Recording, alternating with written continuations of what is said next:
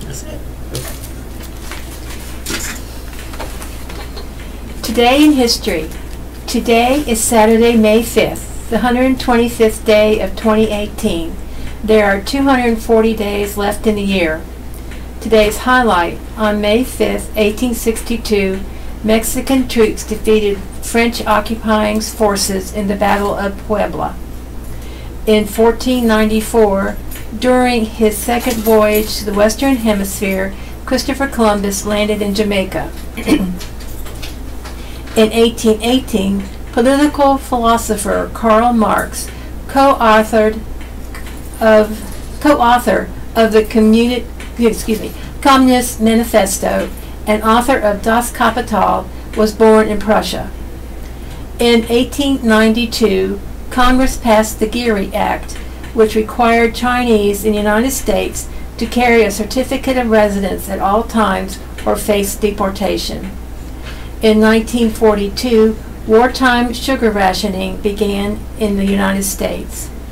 In 1945, in the only fatal attack of its kind during World War II, a Japanese balloon bomb exploded on Gerhardt Mountain in Oregon, killing the pregnant wife of a minister and 5 children. In 1955, West Germany became a fully sovereign state. In 1961, astronaut Alan B. Shepard Jr. became the America's first space traveler as he made a 15-minute suborbital flight aboard Mercury capsule Freedom 7. Birthdays today. Actress Pat Carroll is 91. Saxophonist Ace Cannon is 84.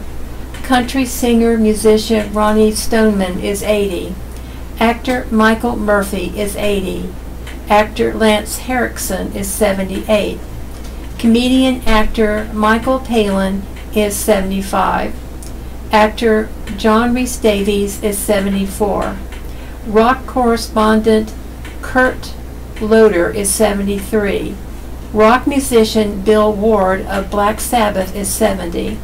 Actress Melinda Kalia is 63. Actress Lisa Eilbacher is 61. Actor Richard E. Grant is 61. Rock singer Ian McCulloch of Echo and the Bunnymen is 59. Rock musician Sean Drover of Megadeth is 52. TV personality Kyan Douglas is 48. Actress Tina Yothers is 45. Rhythm and blues singer Raheem Devon is 43. Actor Santiago Cabrera is 40. Actor Vincent Karlheiser is 39. Singer Craig Davis is 37. Actress Danielle Fishel is 37. Actor Henry Cavill is 35. Actor Clark Duke is 33. Soul singer Adele is 30. Rock singer Sky Sweetnum is 30.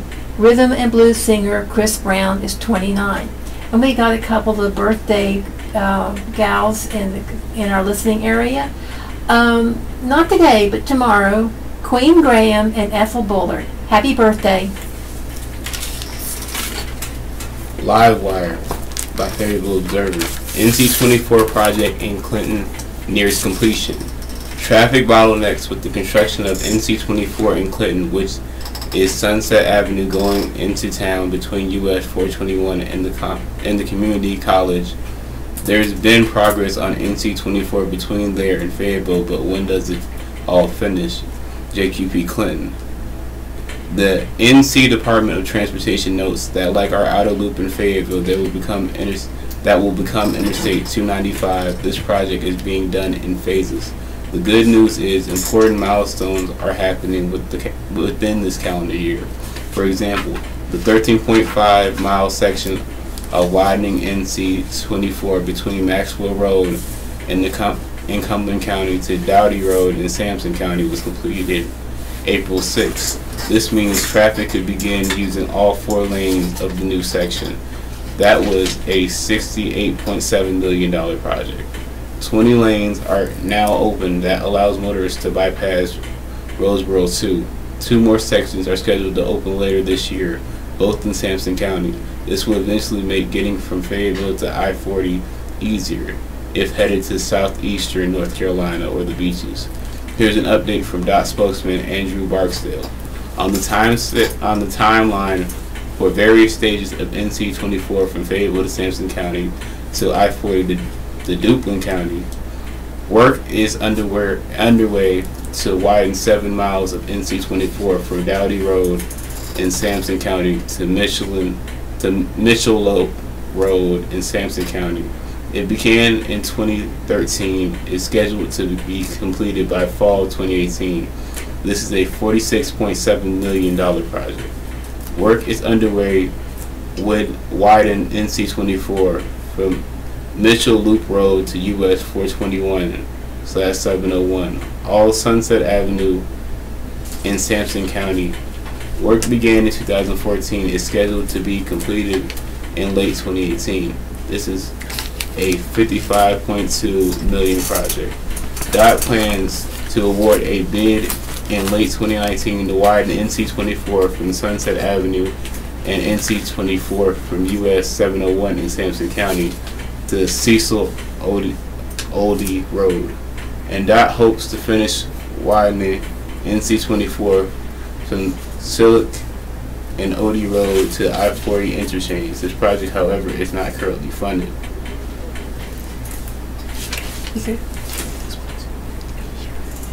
Okay.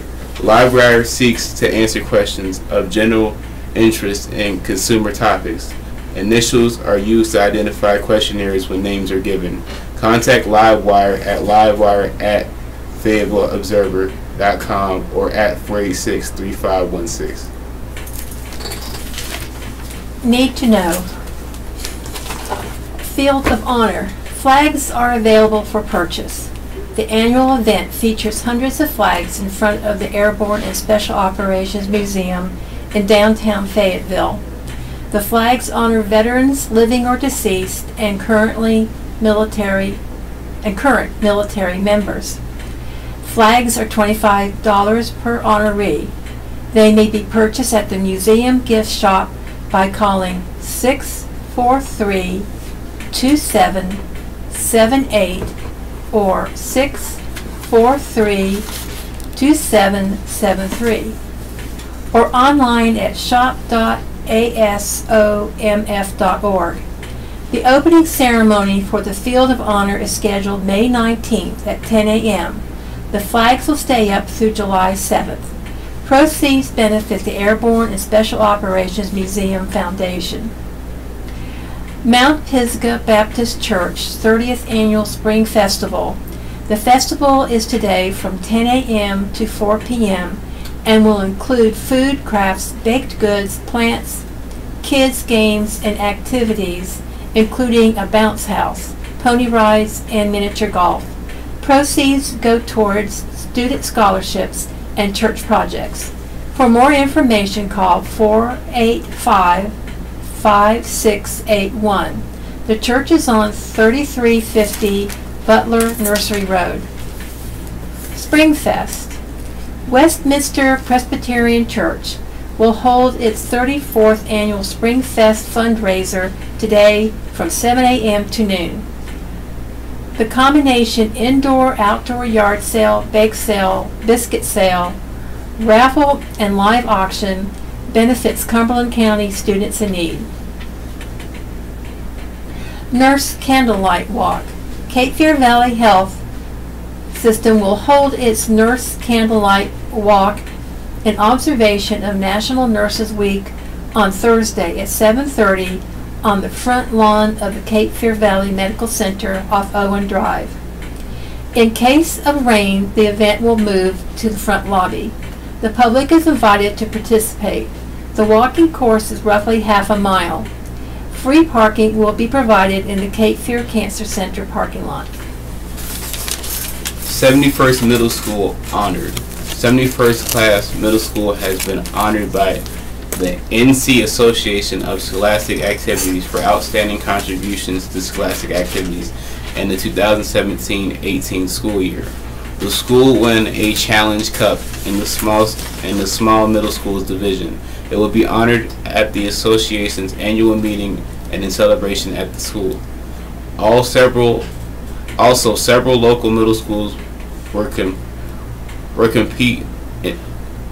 compete in the 2018 Middle School Forensic State Finals Saturday at J.M. Robinson Middle School in Charlotte.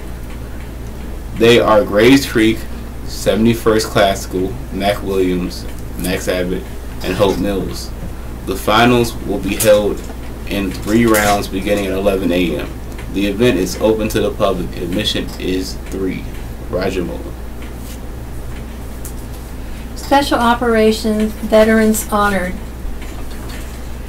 Retired Captain Gary Michael Rose was wearing the nation's highest award for valor, the Medal of Honor.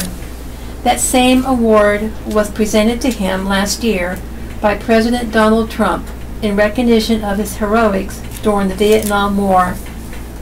Over a 4-day span in September 1970, Rose is credited with saving numerous lives as a Special Forces medic amid fierce fighting against a much larger enemy force.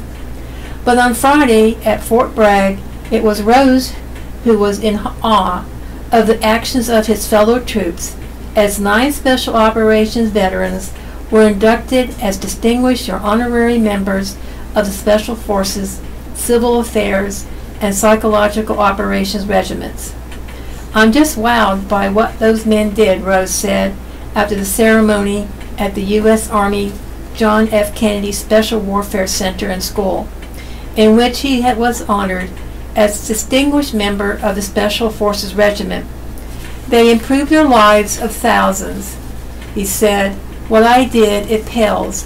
It's just incredible. It's just an incredible privilege." Others inducted as distinguished members of the regiment were retired Major Clyde J. Sincere Jr., retired Major Stephen E. Cook, and retired Sergeant Major Gilbert R. Turcotte. A 5th Special Forces soldier, retired Sergeant First Class Eric C. Moriarty, was inducted as an honorary member of the regiment. Retired Lieutenant Colonel James P. Kelleher was inducted as a distinguished member of the Psychological Operations Regiment. Air Force Major General Gregory G. Lengyel was inducted as an honorary member of the regiment. 2 Civil Affairs veterans, Brigadier General Crawford E. Sams and Colonel Charles E. Muskie, were posthumously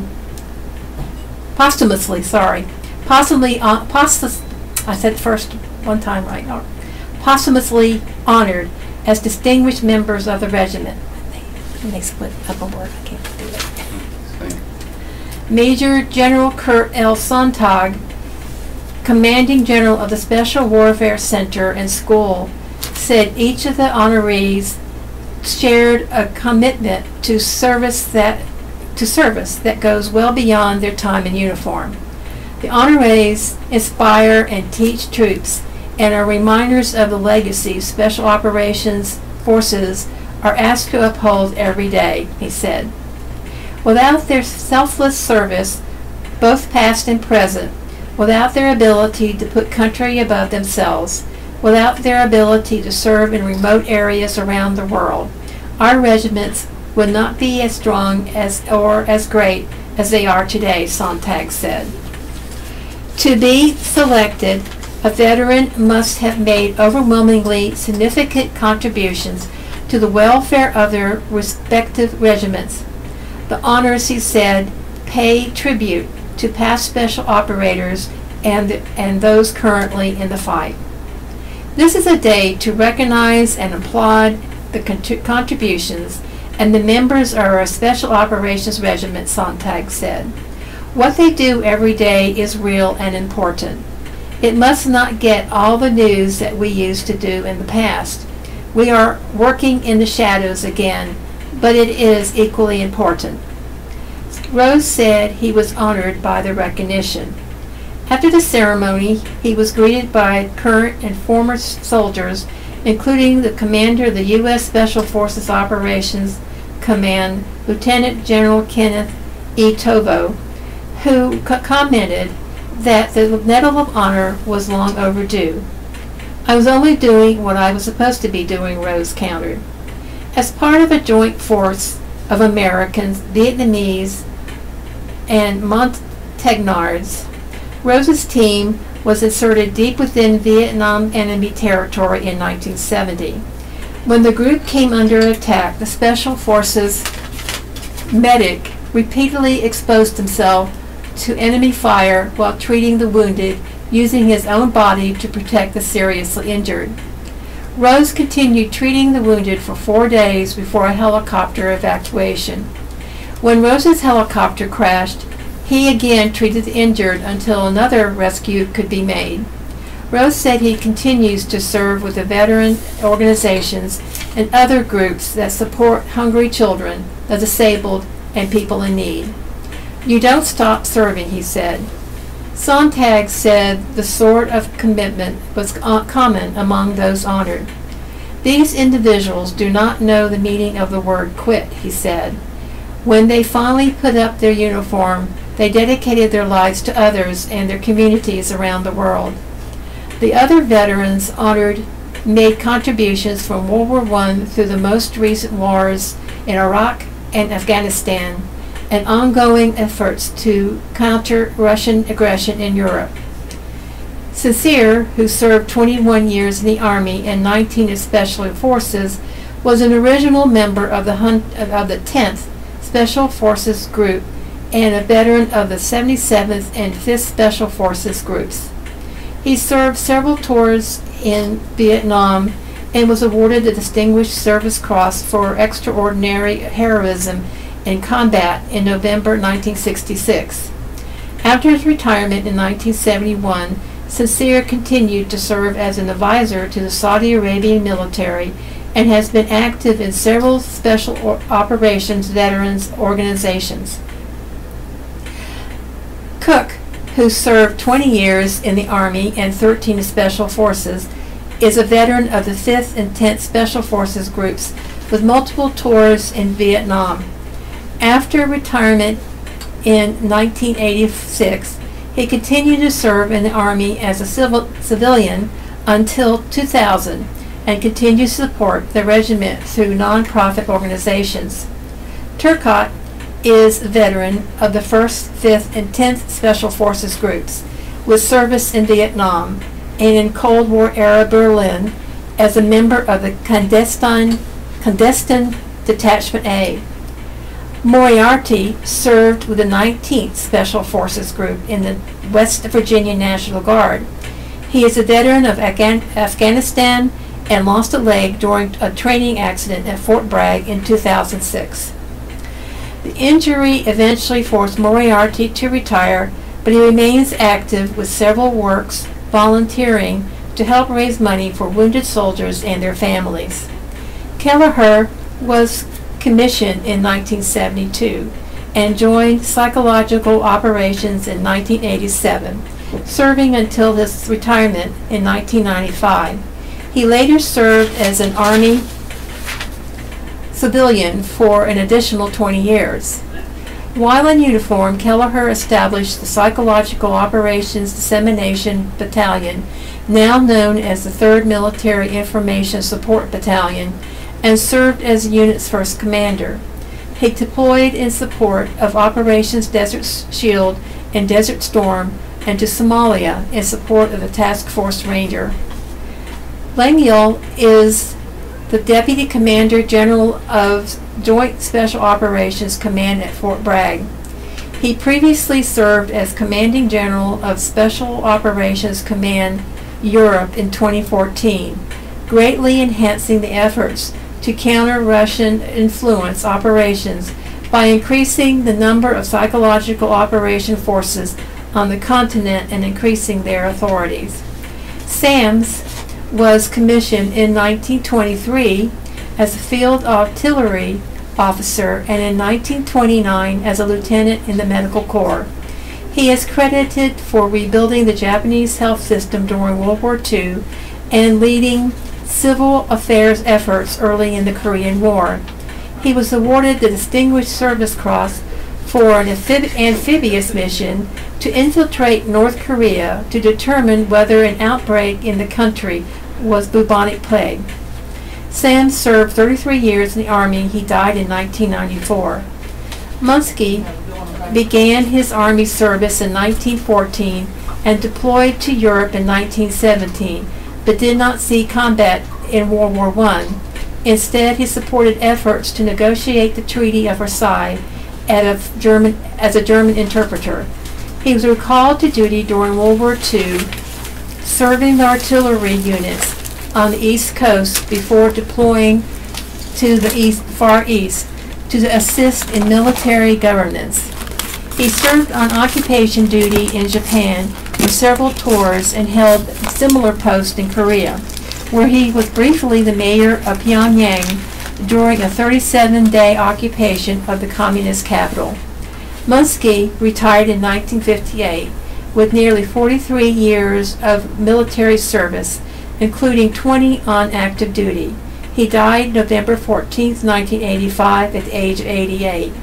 In addition to the induction ceremony, the Civil Affairs Regiment also welcomed a new honorary colonel and sergeant major, retired Brigadier General Ferdinand Irizauri II, and retired Sergeant Major Timothy Coring accepted those positions, taking responsibility from retired Colonel Dennis J. Cahill and retired Command Sergeant Major William A. Grocott, Jr. Candidates differ in GOP primary for state house seats. A veteran Republican activist and political newcomer are facing off for a chance to face state Rep. Billy Richardson in November. Lyndon DeVore and Patrick Beachy are running in the Republican primary for State House District 44. Neither have held elected office. DeVore, 68, is past chairwoman of the county's Republican Party. Petish, 24, is identified on his website as a leader, activist, and policy consultant. Petish said he has a vigor and energy needed for the position. DeVore has said she has more than 20 years of public service. DeVore is a retired lawyer and owns a small business. Petish is a spaceflight regulatory consultant, runs a horse therapy program. Each candidate easily articulates distinctions with the other.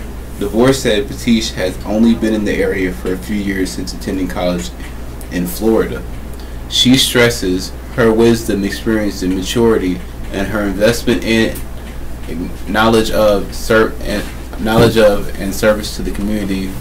With that brings an understanding of what people in the community are concerned about, she said. It's a different perspective to have experience working in your community. Petish said he has been endorsed by the NRA and gun rights groups. A conservative website called First and Freedom Daily has written articles favoring his candidacy. One of the articles includes a video of DeVore confronting Petish about statements on his Facebook page that she said were not accurate. The two candidates agree on the need for school security but have differing views on how to carry it out. Petish wants schools across the state to have one school resource officer for every 600 students. He said he has no problem hiring veterans who need a job to serve in those positions. DeVore also wants the state to pay for more school resource officers, but thinks that those who have retired from the military and law enforcement agencies to be eligible for those positions. She says she does not favor allowing teachers to have guns at school because a student can get a hold of one. If the teacher was trying to break up a fight, I just think there's more opportunity for bad things to happen in that situation, she said. Other issues DeVore favors are the General Assembly considering a voter ID bill, and she wants to make sure the legislature continues what she called sound fiscal policies. Fiscal policies. Petish wants to introduce a comprehensive veterans benefit package that would include offering college credit to those who have served for at least 4 years. It also would allow certifications earned in the military to be recognized by civilian businesses. The package would cost about $300 million, he said, but could be paid for through elimination of government waste. Petish thinks that he has a better chance to beat Richardson during the general election. DeVore says she can be the stronger voice that is needed to represent the district in the legislature. Staff writer Steve D1 can be reached at Steve Devane at fAYETTEVILLE.observer.com or 486-3572.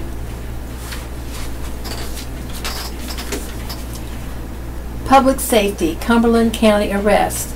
Ashley Marie Hall, 33, of the 700 block of Palestine Road in Linden, was charged Friday with uttering a forged instrument and obtaining property by false pretense.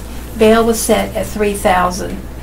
Alton Rodell Steele, 28, of the 400 block of Wakefield Drive in Hope Mills, was charged Friday with possession of a controlled substance and misdemeanor possession of drug paraphernalia.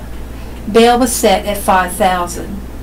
Christopher Najee Corbin, 28, of the 500 block of Birdsong Lane, was charged Thursday with the robbery with a dangerous weapon and receiving or transferring stolen vehicles. Bail was set at $75,000. Break-ins in Roseboro, Ludhorn Road, reported 9:15 p.m. Wednesday, ATV taken.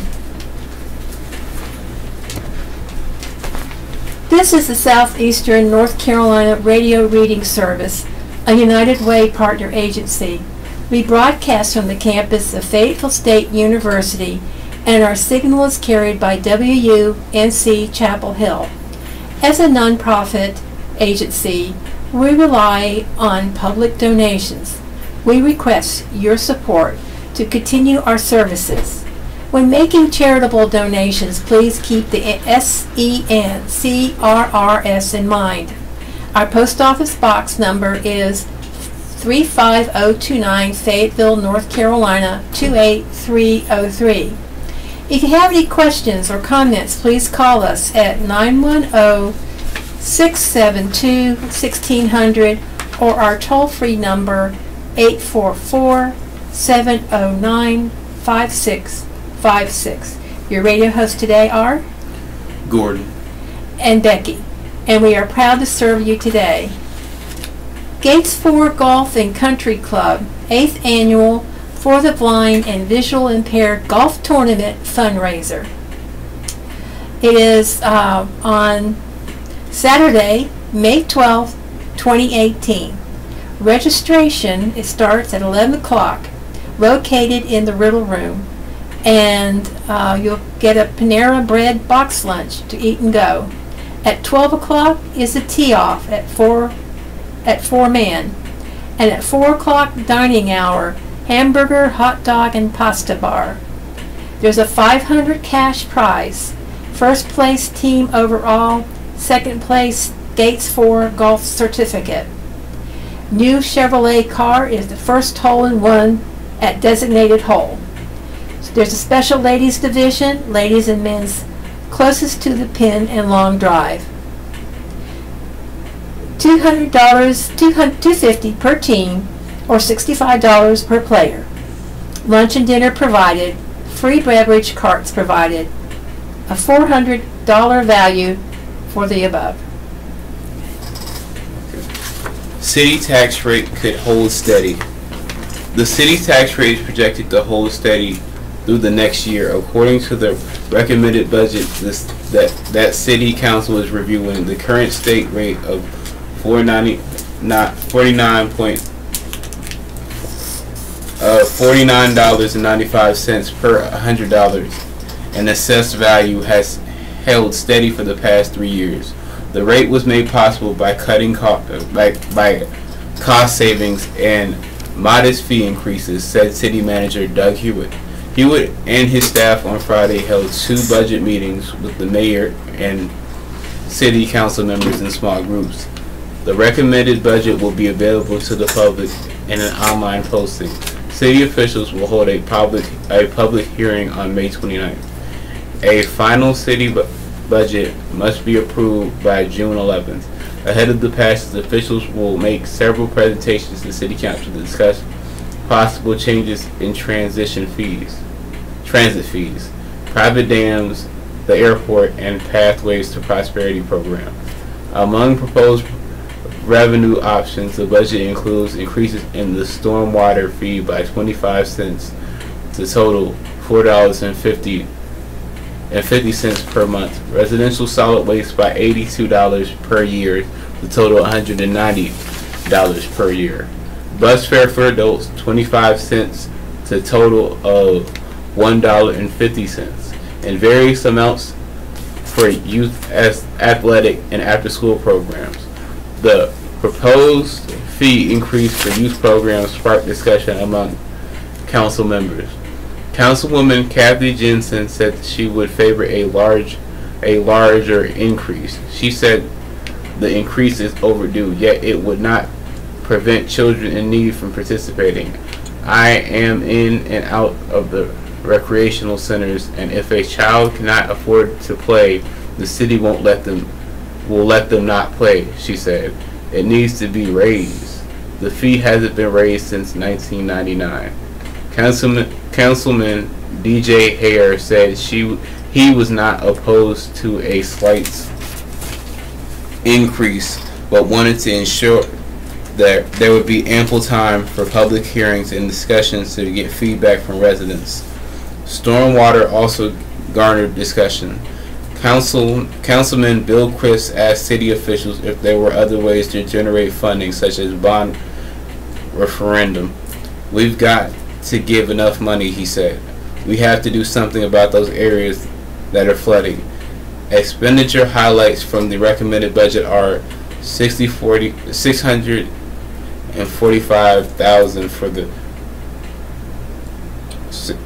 $645,000 for the purchase of the second site of turnout gear for firefighters, $41,321 for a grant match for vehicle exhaust filters, $30,333 for improvements at the police training center, including the range shelter, the expansion hut for the training simulator, $900,000 for sidewalk improvements, $190,677 for park and playground improvements, $50,000 for public art installation at the airport, $1.3 million for technology capital projects, including mobile video recording units for solid waste vehicles and computer replacements, $250,000 for the North Carolina Civil War and Reconstruction History Center, $48,000 to partner with Friends of the Park for operations of the Fascinating Children's Museum. Staff writer Amanda Delinsky can be reached at adelinsky@fableobserver.com or 486-3528. Battalion celebrates integration of women. Sergeant Jasmine Lujan just wanted to be treated like any other soldier, but as one of the first women to take on a field artillery job that was previously open only to men, Lujan often found herself on the receiving end of special treatment when she arrived at her first unit after training. We were kind of paraded around, she said, referring to interviews and photo opportunities. The attention drew the ire of the more seasoned male soldiers, Lujan said, and when the cameras were gone, Luhan and the other women were often left on the sidelines. It was virtually impossible to get into a crew, she said. But that all changed when Luhan arrived at Fort Bragg and joined the 3rd Battalion, 27th Field Artillery Regiment. Now Luhan is one of the battalion's best sergeants, according to her commander, Lieutenant Colonel Douglas M. Thomas. And she's part of a growing swell of women taking on more and more responsibilities within the battalion. The introduction of female soldiers was on full display Friday as the battalion, part of the 18th Field Artillery Brigade, hosted nearly 80 veterans as part of a 30th anniversary of the battalion's activation at Fort Bragg. Thomas said the event was designed to celebrate the unit's past, but also showcase how far the battalion has come in the decades since its activation. Some things, like the battalion's mission to deploy anywhere in the world on short notice as part of the Global Response Force, haven't changed in 30 years. But in other ways, the unit is unrecognizable. In 1991, the 3rd Battalion, 27th Field Artillery Regiment, alongside several other Fort Bragg units, rolled into Iraq as part of Operation Desert Storm. The battalion's multiple launch rocket system, or MLRS, was a relative unknown among American and foreign forces at the time. The powerful weapon systems were large and blocky, with tank-like tracks. Each could fire 12 rockets that could then deploy more than 600 bomblets spread across the size of a football field. It was the Iraqis who gave the battalion its nickname, Steel Rain, based on their devastating attacks. But while the nickname is still used by the battalion, the MLRS has been replaced. The 3rd Battalion, 27th Field Artillery Regiment, was the first Army battalion to field the M142 High Mobility Artillery Rocket System, or HIMARS, in 2005. The wheeled vehicles can fire up to 6 rockets or a single long-range missile.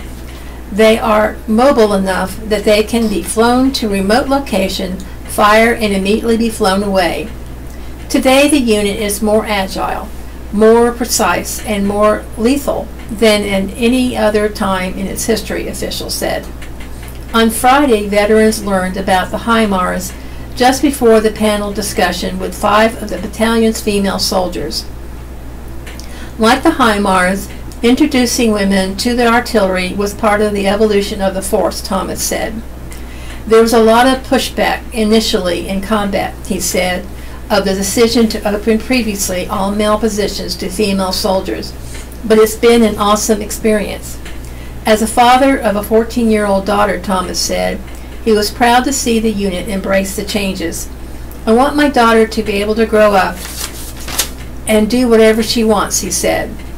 2 officers and 3 enlisted soldiers participated in the panel, during which veterans peppered them with questions about their own experiences, adjusting to male-dominated field, the culture of the unit, and logistics of sleeping and bathroom breaks.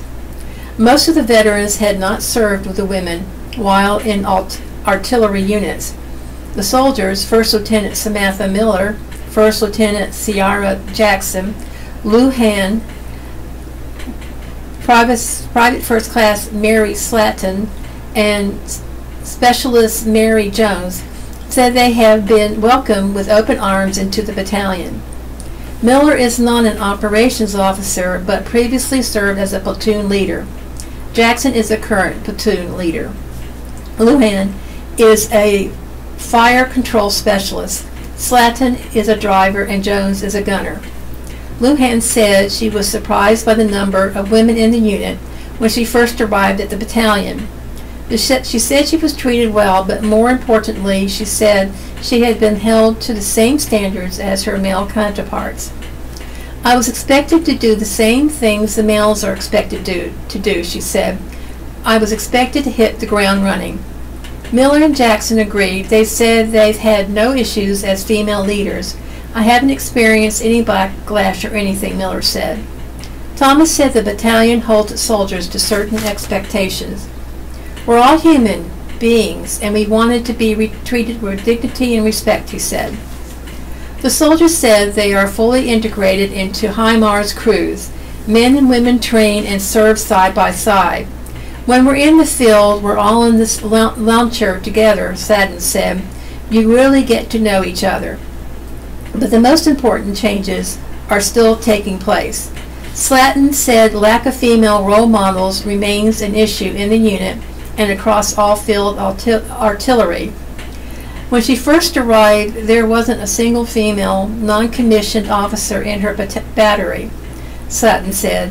That's changing, but slowly. Thomas said the unit was having to build its female leaders from within. We're growing these females to NCOs, he said. We're going to continue to grow them, but it's hard up front. The 3rd Battalion, 27th Field Artillery Regiment first welcomed female soldiers into its rank in 2013 as part of the Army's earliest attempt to integrate its artillery units.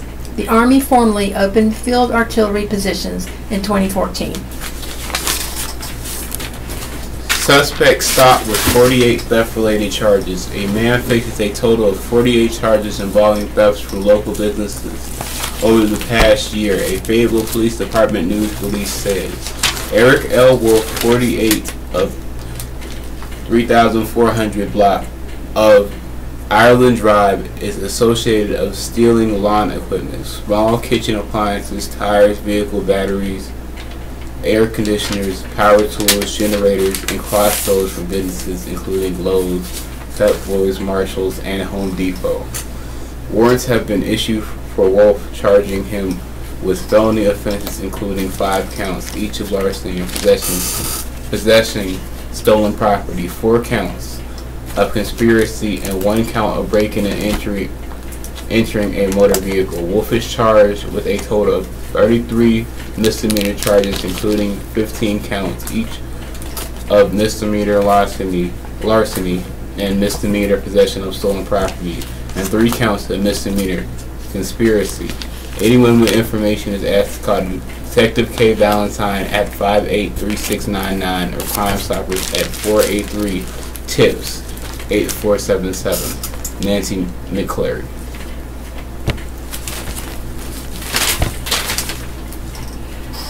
It's Not About the Nobel Prize by Mark A. Thiessen.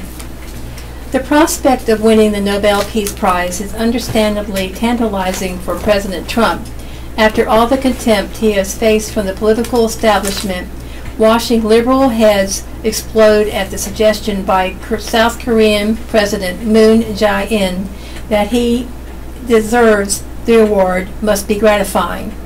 It would be even more gratifying to watch the collective meltdown as he delivered his Nobel acceptance speech. Moon understands this, which precisely is why he dangled the prospect of Nobel Prize in front of Trump. He is flattering Trump in the hopes that this will make him more flexible in his negotiations with North Korean dictator Kim Jong-un. Trump should refuse to take the bait. To his credit, Trump seems to not be taking the Nobel talk too seriously. At a rally in Michigan, Trump smiled while the crowd chanted, "Nobel, Nobel, Nobel," and said, "That's very nice, thank you," before adding, "I just want to get the job done." Getting the job done would very well mean walking away from the negotiating table, just as Ronald Reagan walked away at his 1986 Reykjavik summit with Soviet leader Mikhail Gorbachev, a move that was derided by foreign policy elites but proved pivotal to the collapse of the Soviet Union 5 short years later. Trump has made clear that he, like Reagan, is willing to walk away. "If we don't think it's going to be successful, we won't have it," the president said of a summit with Kim. If if the meeting, when I'm there, isn't fruitful, I will respectfully leave the meeting. This is exactly the right approach. Trump needs to go into the summit not with visions of Nobel Prizes, but with eyes wide open. As Director of the National Intelligence, Daniel Coates pointed out last May, Pyongyang's enshrinement of the possession of nuclear weapons in its constitution, while repeatedly stating that nuclear weapons are the basis for its survival, suggests that Kim does not intend to negotiate them away at any price. Just last year, an American college student, Otto Warmbier, died after being detained by North Korea, and Kim was promising to fire missiles at Guam.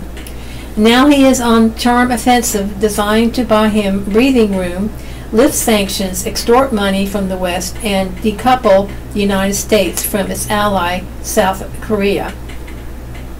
To get these things, Kim will lie to Trump, just as his father lied in 1994 when he promised the Clinton administration that he would abandon his nuclear program in exchange for light water reactors and fuel oil.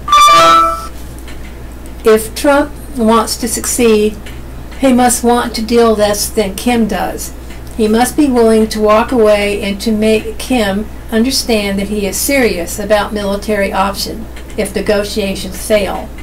He can't do so if he is even remotely thinking about a Nobel. Winning a Nobel Prize is irrelevant. Reagan never got a Nobel, but he is remembered as the president who brought about the peaceful collapse of Soviet Union and won the Cold War. Barack Obama, by contrast, won a Nobel Prize just 9 months after taking office for doing nothing except for being George W. Bush, simply by forcing North Korea to the negotiating table. Trump has already done more to deserve the prize than Obama did. History will judge Trump not by whether he won a Nobel, but by whether he was able to stop North Korea from deploying the capacity to destroy an American city with a nuclear intercontinental ballistic missile. If he fails, no prize will make up for the fact that millions of Americans now be hostages to one of the world's cruelest tyrants. If he succeeds, he will be remembered as one of the greatest foreign policy presidents in American history, and then accolades will take care of themselves. Letters to the Observer. DeVere belongs in the Senate. I have been in public education since 1974 at the local and state level. 26 of those years were in Fayetteville City/Cumberland County schools. The schools of this state made remarkable progress, and we became a model for the nation. Unfortunately, in 2011, we have been sliding down a slippery slope. To turn the tide, we need leadership in the General Assembly who will advocate for our teachers, our schools, and most importantly, our children. Kirk DeVere will be the leader in the Senate. Kirk has been active in our community since he arrived. He is a caring, compassionate leader who has worked tirelessly to make our community better. We have watched Kirk's firsthand as a father to his 6-month-old son. Kirk wants a better community for not only his son but for our children. Both he and his wife Jenny are products of public education and strong supporters of public schools today. I have talked with Kirk about his belief that education is the key to opportunity. For all young people, my wife and I are supporting Kirk DeVere for Senate because he is the type of person we need in Raleigh. He is bright, articulate, hardworking, collaborative, and will work to find solutions for our community and state. We ask you to support Kirk with your vote. Kirk will provide the leadership we deserve and fight for the best interests of our community and create a better future for the next generation. Billy and Judd Harrison, Fayetteville. We welcome your letters. Please write about current topics of general interest. Letters will be edited, cannot exceed 250 words. Include your name, street address, and daytime phone. Your name and hometown will be published. No poetry, open, or anonymous letters. We encourage civility. For weeks For weeks must elapse between letters from the same writer. Letters must be original by the person who signs the letter and exclusive to this newspaper. Write the editorial page editor, the Fayetteville Observer, P.O. Box 849, Fayetteville, NC 28302. Email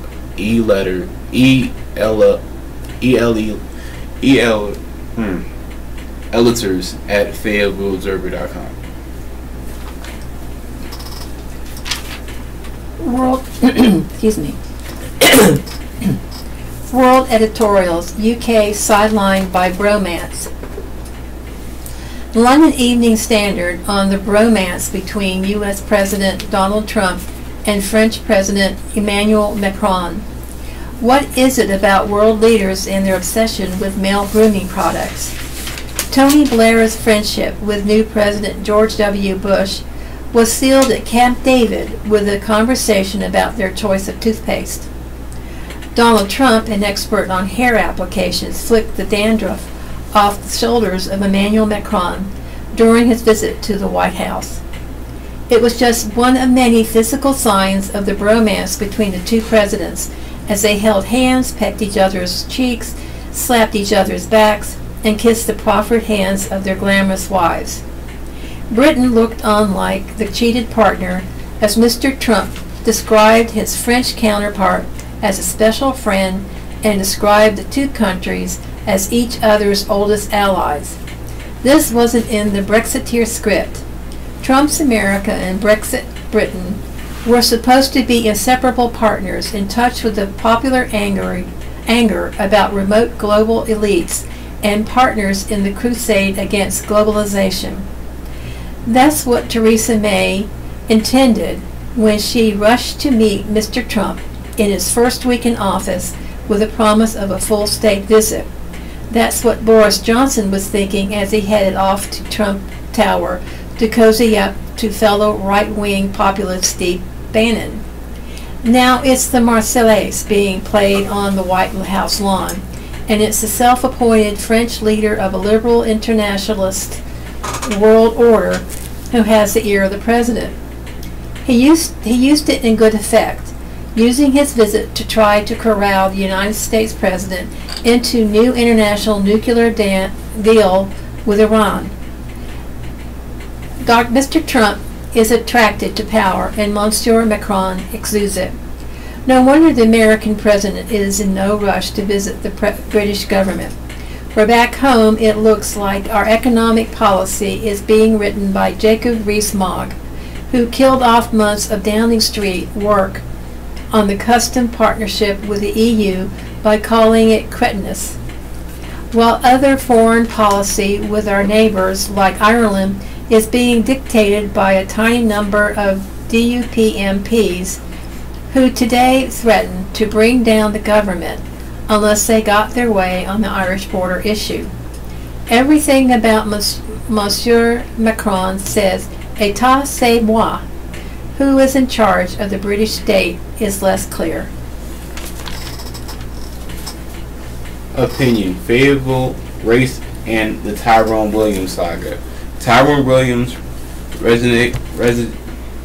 resignation from Fayetteville City Council may afford City Hall an opportunity to move forward, but we need to be cognizant of a community that needs a heel too. In a society in which black men are inherently seen as criminal, African Americans sometimes rush to defend prominent black men accused of crimes. The recent convictions of Bill Cosby for sexual assault is a glaring example. Moreover, we have also lived in a society that has no occasion condemned entirety minority groups for the actions of a few. It is an important reality for minority leadership. Throughout the city council's calamity conversations were being held in black places and white places from different perspectives. It's difficulty to overstate the pride and admiration and sense of accomplishment many African Americans felt with recent election of majority African American city council. It further explains why the fall of Tyrone Williams was met with disappointment and conflicting feelings in the black community. I encountered a couple of these in-house black discussions about Williams, and they had similar talking points. Is there a parallel between the actions of Williams and what happened with former Major Tony Chavon's involvement in a traffic accident referring to as a ticket gate? Why does Jordan Jones, the project manager for Prince Charles Holdings LLC, secretly record the conversation in the first place? And finally, the notation was that Williams did not do anything wrong, as they put it.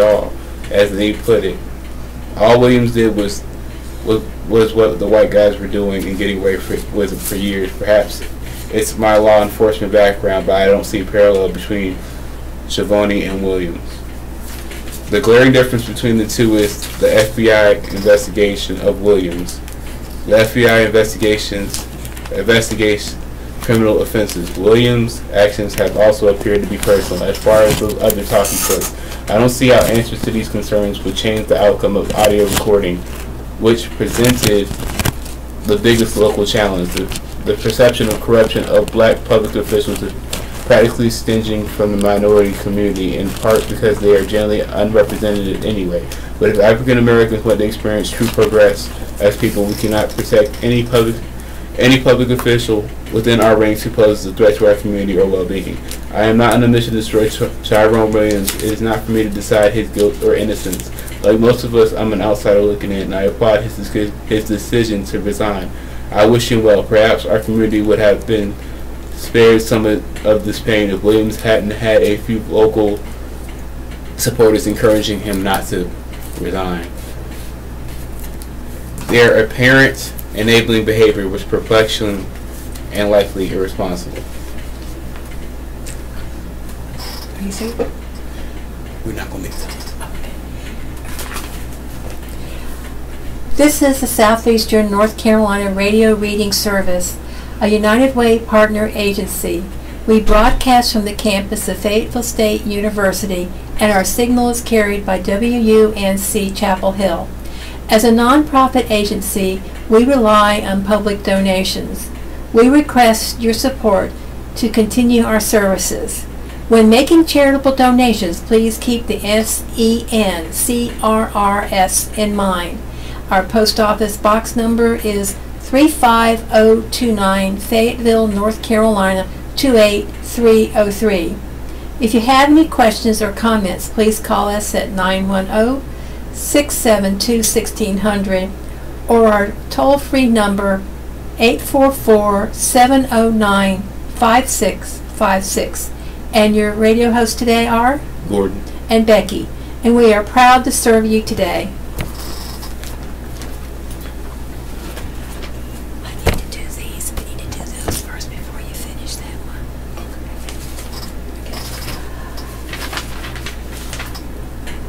Death notices: Cumberland County, Virginia D. Phillips, Wingate, 81 of Fayetteville, Dafford Funeral Home of Dunn.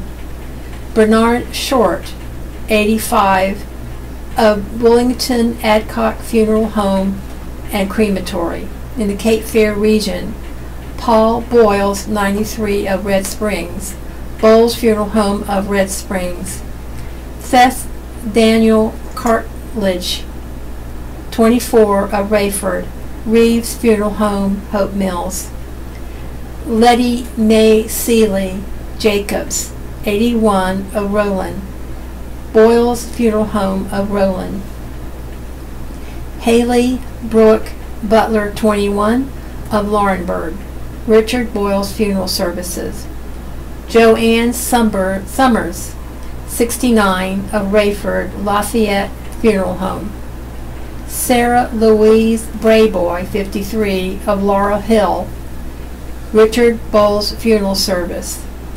Kermit Forrest of St. Paul's, McCoy and Sons Mortuary.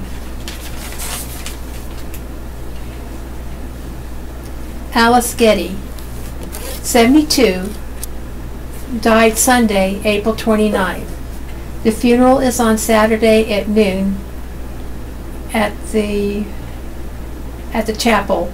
The burial will be at Rockfish Memorial Park. Herring Funeral Care and Cremations are providing the services. Frida Bell McLaurin, 83, of Fayetteville, died Friday, May 4th. The funeral is on Tuesday at 2 p.m. at Lebanon Baptist Church. Visitation at the church on Tuesday, 1 to 2 p.m. The burial is at the church cemetery. Jernigan Warren Funeral Home is providing the services.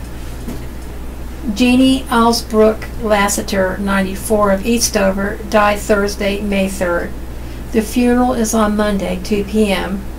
at Jernigan Warren Chapel. The burial is at Lafayette Memorial Park. Mary Louise Scott Humphreys died May 3rd, 2018. There will be a gravesite service on Monday, May 7th at 11 a.m. at Lafayette Memorial Park on Ramsey Street. The family would like to give special thanks to Sarah, Mary, Erica, and Sheila at Heritage Place. In lieu of flowers, the family asks the memorials be given to Highland Presbyterian Church Pastors Fund at 111 Highland Avenue, Fayetteville, North Carolina, 28305. Arrangements are being done by Jernigan Warren Funeral Home. Pamela M. Miller, 65, of Fayetteville, died Thursday, April 26. The funeral is on Monday at 10 a.m. at Simon Temple AME Zion Church. The visitation is at Colvin Funeral Home Chapel on Sunday, 2 to 6 p.m. Harry Goldston Womble, age 96, owner of the Goldston Beach at White Lake, North Carolina, died Tuesday, May 1st. The family will receive friends on Saturday, May 5th from 1 to 3 p.m. in the Fellowship Hall of Elizabethtown Baptist Church, followed by a funeral service in the sanctuary at 3 p.m. The burial will immediately follow the service at Bladen Memorial Gardens. Dorothy Ray, 56, of Laurinburg, died Monday, April 30th. The funeral is on Sunday, 2:30 p.m. at Faith Tabernacle Christian Center in St. Paul's. The viewing will be at the S&L Funeral Home in Maxton on Saturday, 1 to 6 p.m. The burial will be at Cedar Grove Cemetery in Laurinburg. Dorothy Newton Sessoms of Elizabethtown, she was 75, died Wednesday, May 2nd. Gravesite is on Monday at 11 a.m. Mount Horeb Cemetery Council, and Bladen Gaskins Funeral Home is providing the services.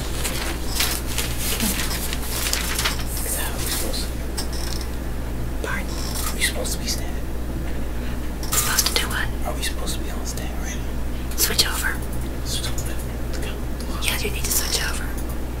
She was telling me, yeah, switch to stand at 11, so I was confused. Okay. Yeah, we're about 5 minutes late. That's alright. Billy Graham.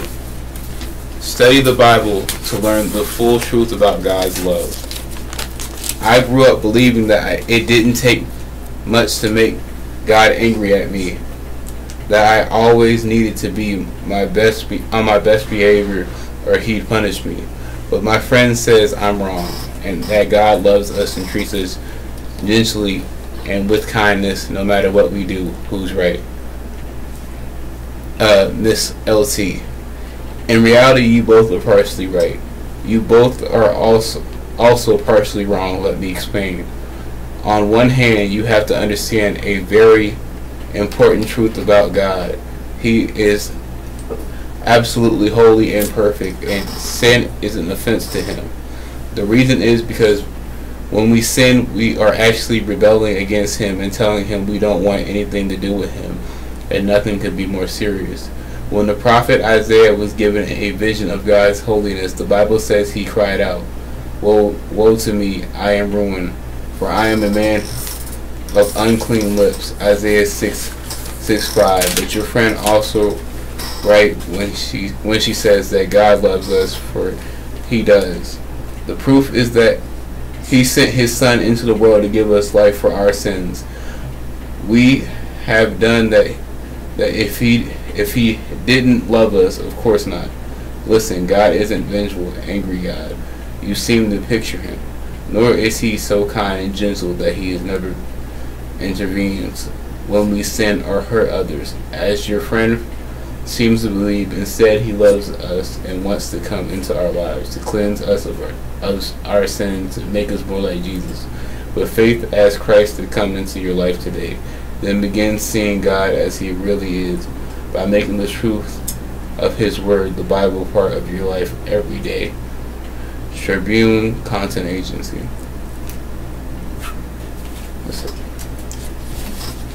Dear Abby, Community Sunny Surface hides neighborhood grudges.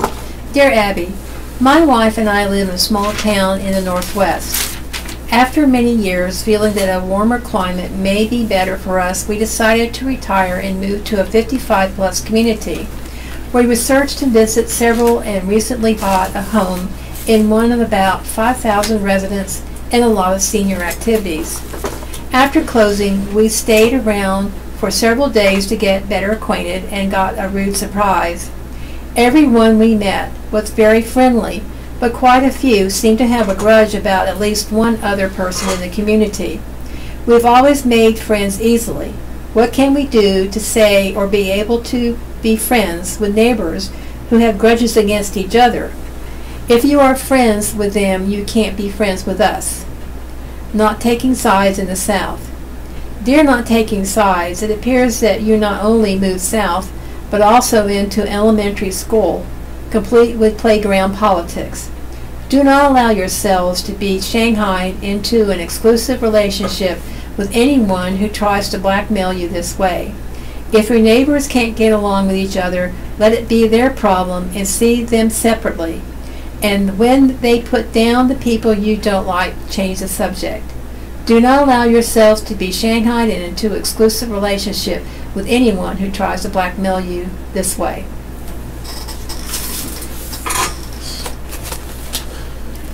Horoscope, Taurus, April 20 to May 20th. You are moving in a new direction, even if you aren't aware of it yet or now, or know precisely where it may lay. Your instincts are keen. Gemini, May 21 to June 20th. What another does before you, you can do even better when your turn comes. This pattern continues for a while. You'll come out on top. Cancer, June 21st to July 22nd. You may hear news through the grapevine that unfortunately is proven to be nothing but a rumor later on. You don't have to change a thing. Leo, July 23 to August 22nd. That which has been already planned can proceed without delay. That which requires further planning may have to wait a while to get started. Virgo, August 23rd to September 22nd. You certainly don't want to repeat yourself today, but it may be necessary to borrow from your bag of tricks to see something through. Libra, September 23 to October 22nd. You'll have the chance to explore unknown territory today. Take care that you don't expose yourself to a risk you cannot see ahead of time. Scorpio, October 23rd and November 21. You may be challenged to do something that requires you to overcome basic deep-seated fear. Get a running start if you can. Sagittarius, November 22nd to December 21st. Slow and steady may not win you any races, but it will certainly allow you to pass through the danger zone relatively unscathed. Capricorn, December 22nd to January 19th. What you accomplish with a partner today can never have been done solo, and you know it. Express your gratitude openly and honestly. Aquarius, January 20th, February 18th. You receive information from afar that may be suspicious at first until further investigation proves to you that it's indeed accurate. Pisces, February 19th, March 20th. You shouldn't have to do more than you have scheduled today, unless of course you sense that additional labor can increase your returns. Aries, March 21st to April 19th. No one wants what you want, and yet it may be difficult for you to get your hands on it. Is availability the issue, or is it something else? John's here. Thanks. Salem's North Carolina editorial, Salem's Righteous Apology. The Winston-Salem Journal commends Salem Academy and College for apologizing for its history with slavery. Salem Academy and College took a courageous stand by apologizing for its role in slavery. The announcement will be seen as unnecessary or even controversial by some, but most will realize that the acknowledgement and apology was essential, especially after a research report brought this dim portion of Salem's history to light. Salem apologizes with profound remorse for the use of enslaved labor at the school, Salem President Lorraine Sterrett said in a press release. Understanding our history is critical to understanding our present and guiding us as we look to the future and seek healing. The apology followed a report submitted by Grant McAllister, an associate professor with Wake Forest University's Department of German and Russian, who was commissioned by the school to study past documents to see if a link existed. He reviewed literature produced from 1772 to the beginning of the Civil War in 1861 and found that between 1810 and 1840 the school owned and leased enslaved people, the journal reported. There are still a few dead-enders who try to downplay or excuse the role of slavery in the history of our nation.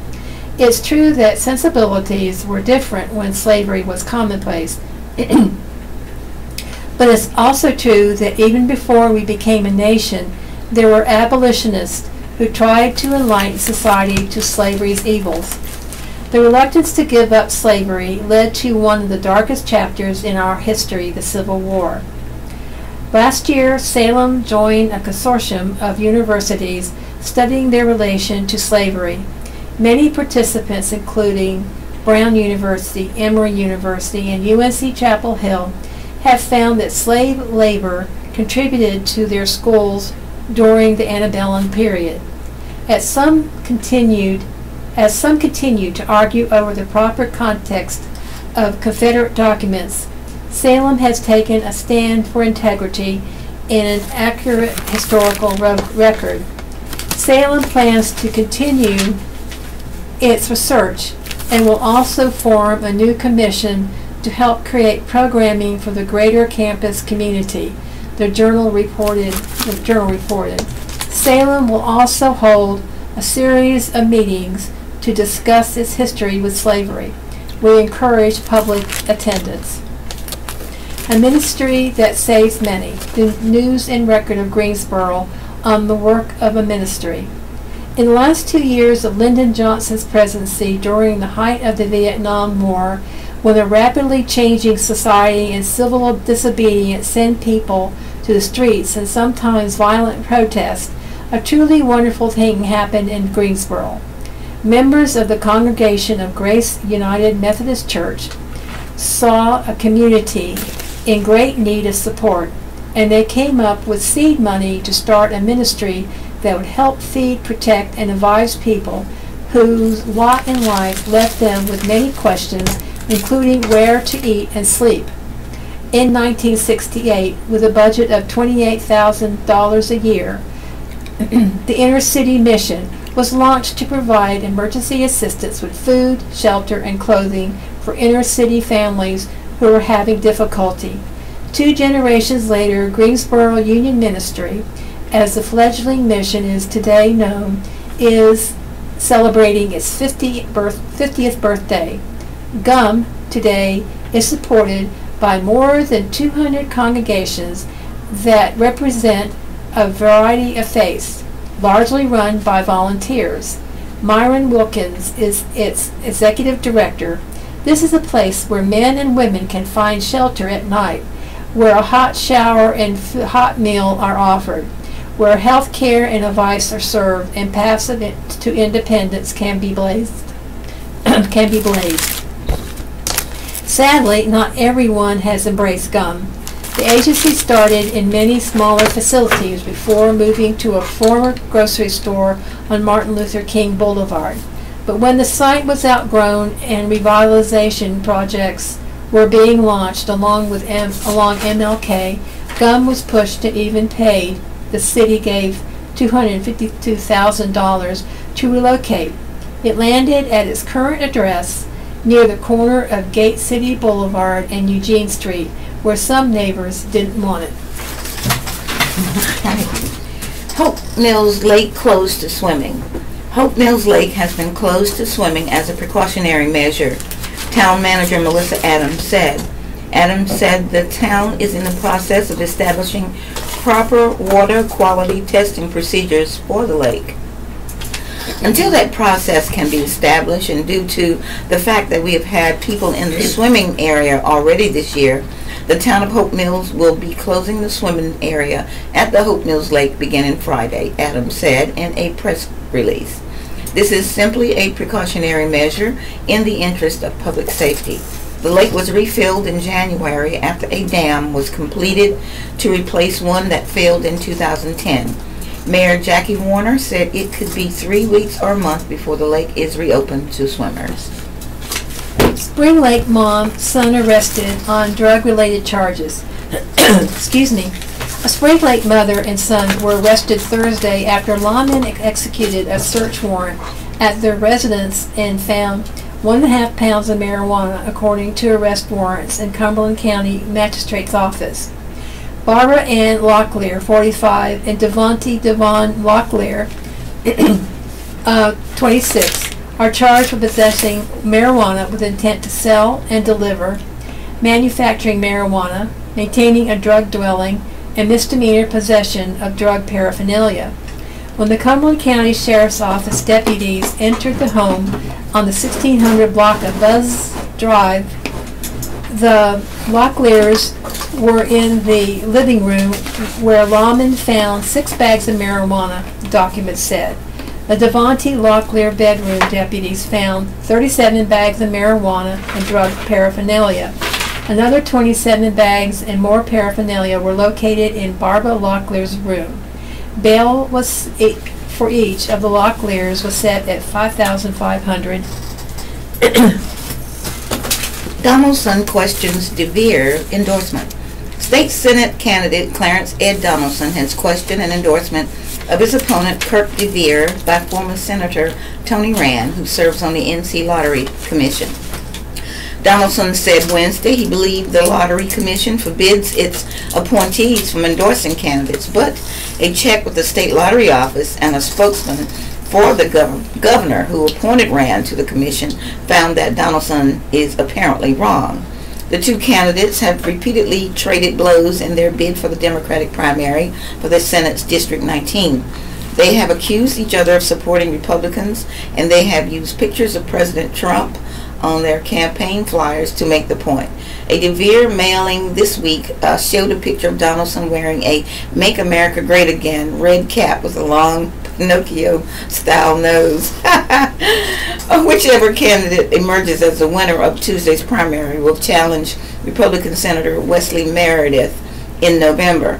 DeVere's ad showed 10 endorsements from Democrats, including former Sheriff Moose Butler, former Senators Eric Mansfield and Margaret Dixon, Fayetteville Mayor Mitch Colvin, and State Representative Billy Richardson. On Friday, DeVere said Rand had reiterated his endorsement of him in a phone message. The former senator could not be reached this week for this story. Donaldson, a 71-year-old former district court judge, said he was told by Rand's law partner, Randy Gregory, that DeVere ad listing Rand's endorsement may be a violation of Lottery Commission rules. Gregory reached Friday, declined to comment. It's an ethical violation, Donaldson said. The NC Lottery Commission, their oath of office absolutely prohibits them from getting involved in any political campaign. They have to remain strictly nonpartisan and neutral because of the amount of money brought in through the lottery. Not exactly, according to state officials.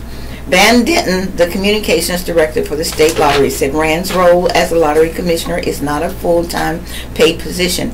Commissioners are paid $15 a day plus mileage for 4 to 6 days of work a year, Denton said. The 2005 State Lottery Act prohibits a member of the commission from running for political office, but Denton said he cannot find anything in the law that prohibits a member from endorsing a political candidate. There's nothing in that law I could find, he said, nothing in the lottery ethics policy for commissioners that speaks to that, whether he can endorse someone or support someone in the campaign.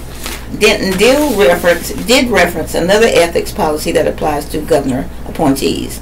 Ford Porter, a spokesman for Governor Roy Cooper, said Thursday he was not aware of a prohibition on appointees to the Lottery Commission endorsing candidates for office.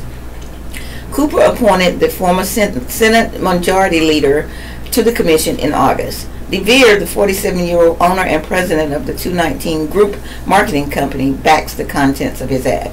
Tony Rand has given me his full support and endorsement, much like many other Democrats who have endorsed me.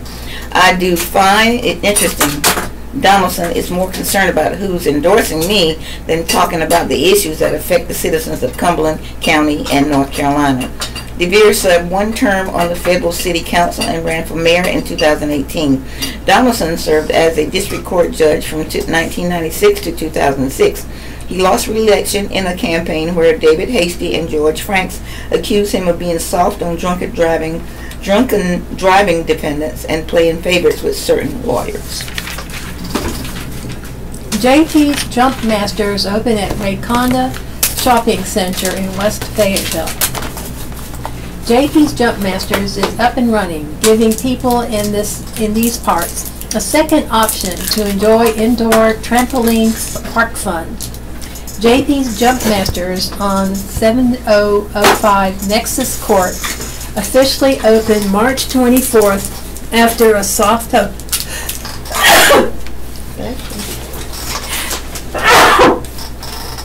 excuse me. A soft opening. The 20,000 square foot facility is near 71st High School in West Fayetteville. It all happened very fast, said Christy Pettit.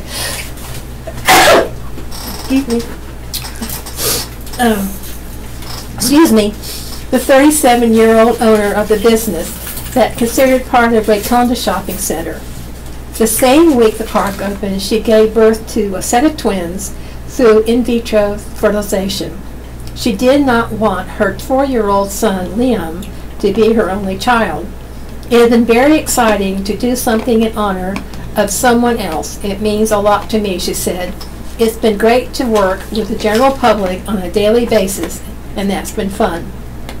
The approximately $2 million JP's Jump Masters is named for Pettit's late husband, John Pettit, who retired from the Army Special Forces in August 2014, a tenure that included 3 tours of Afghanistan.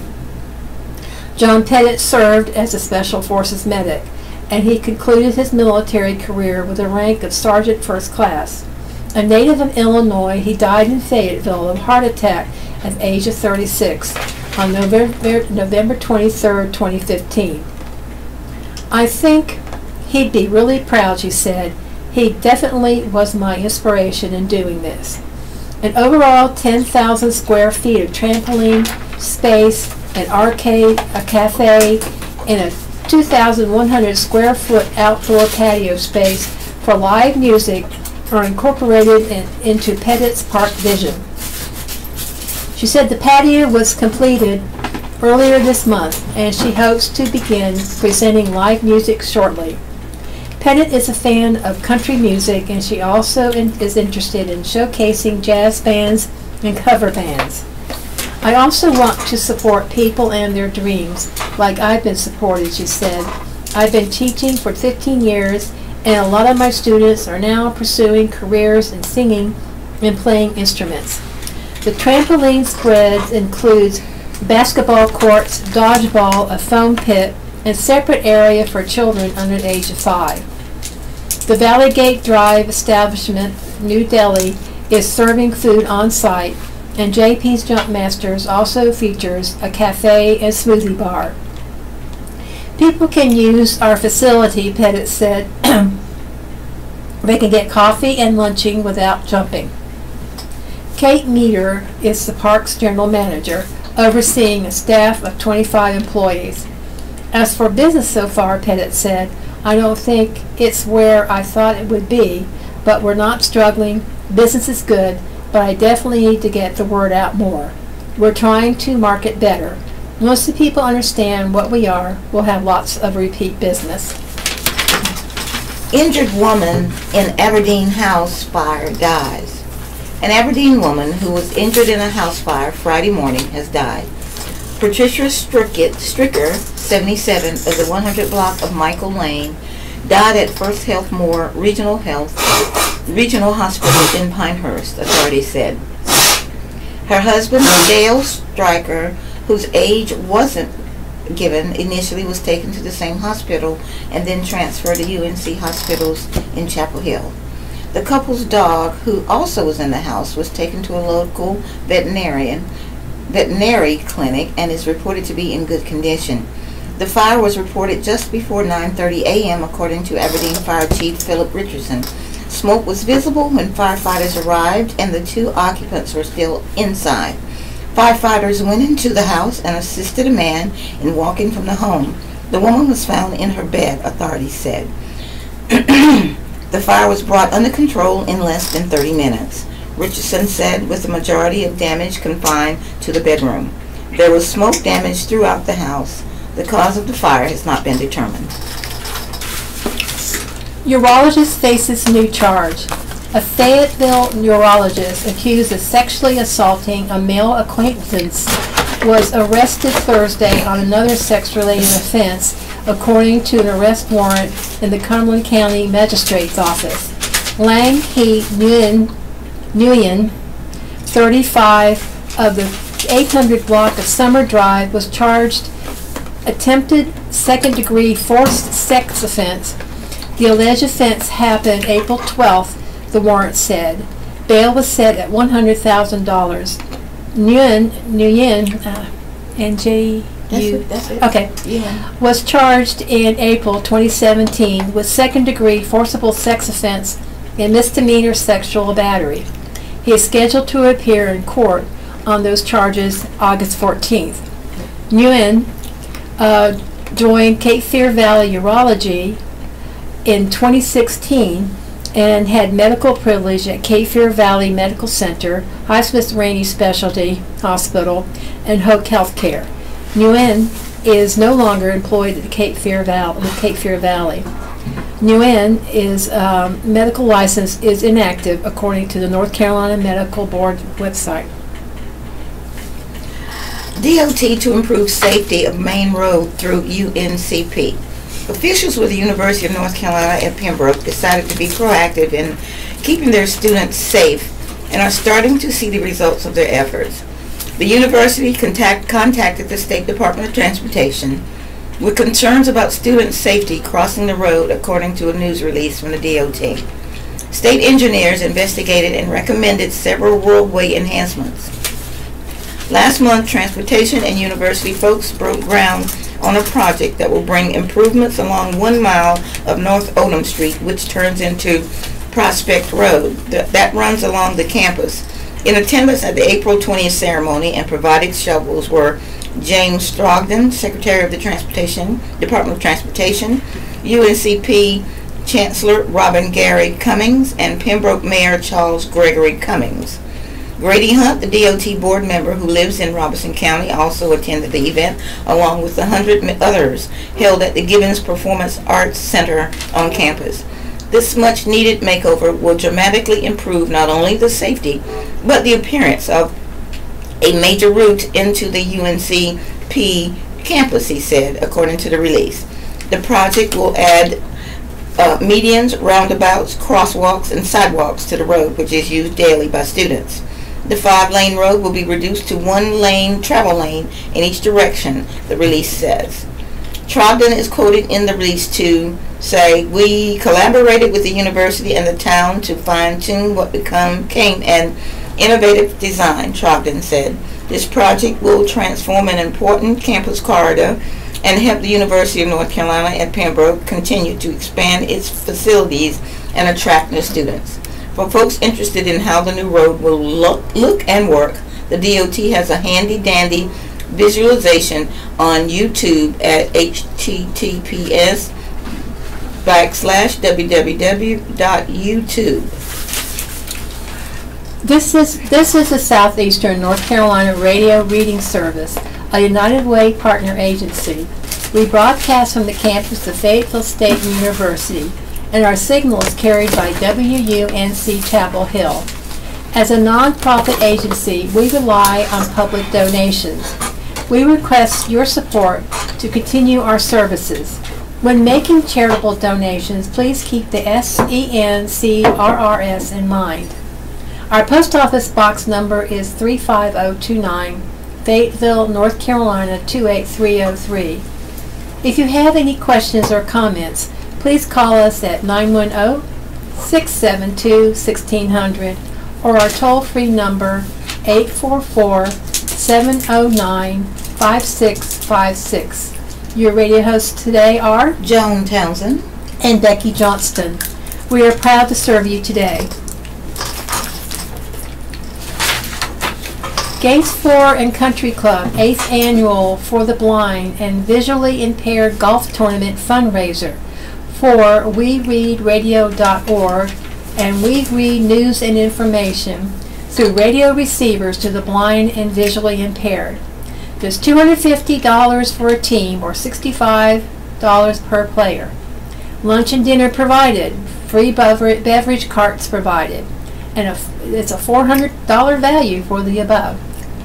There's a $500 cash prize, first place team overall, second place Gates 4 golf certificate, new Chevrolet car, first hole in one at designated hole, special ladies division, ladies and men closest to the pin and long drive.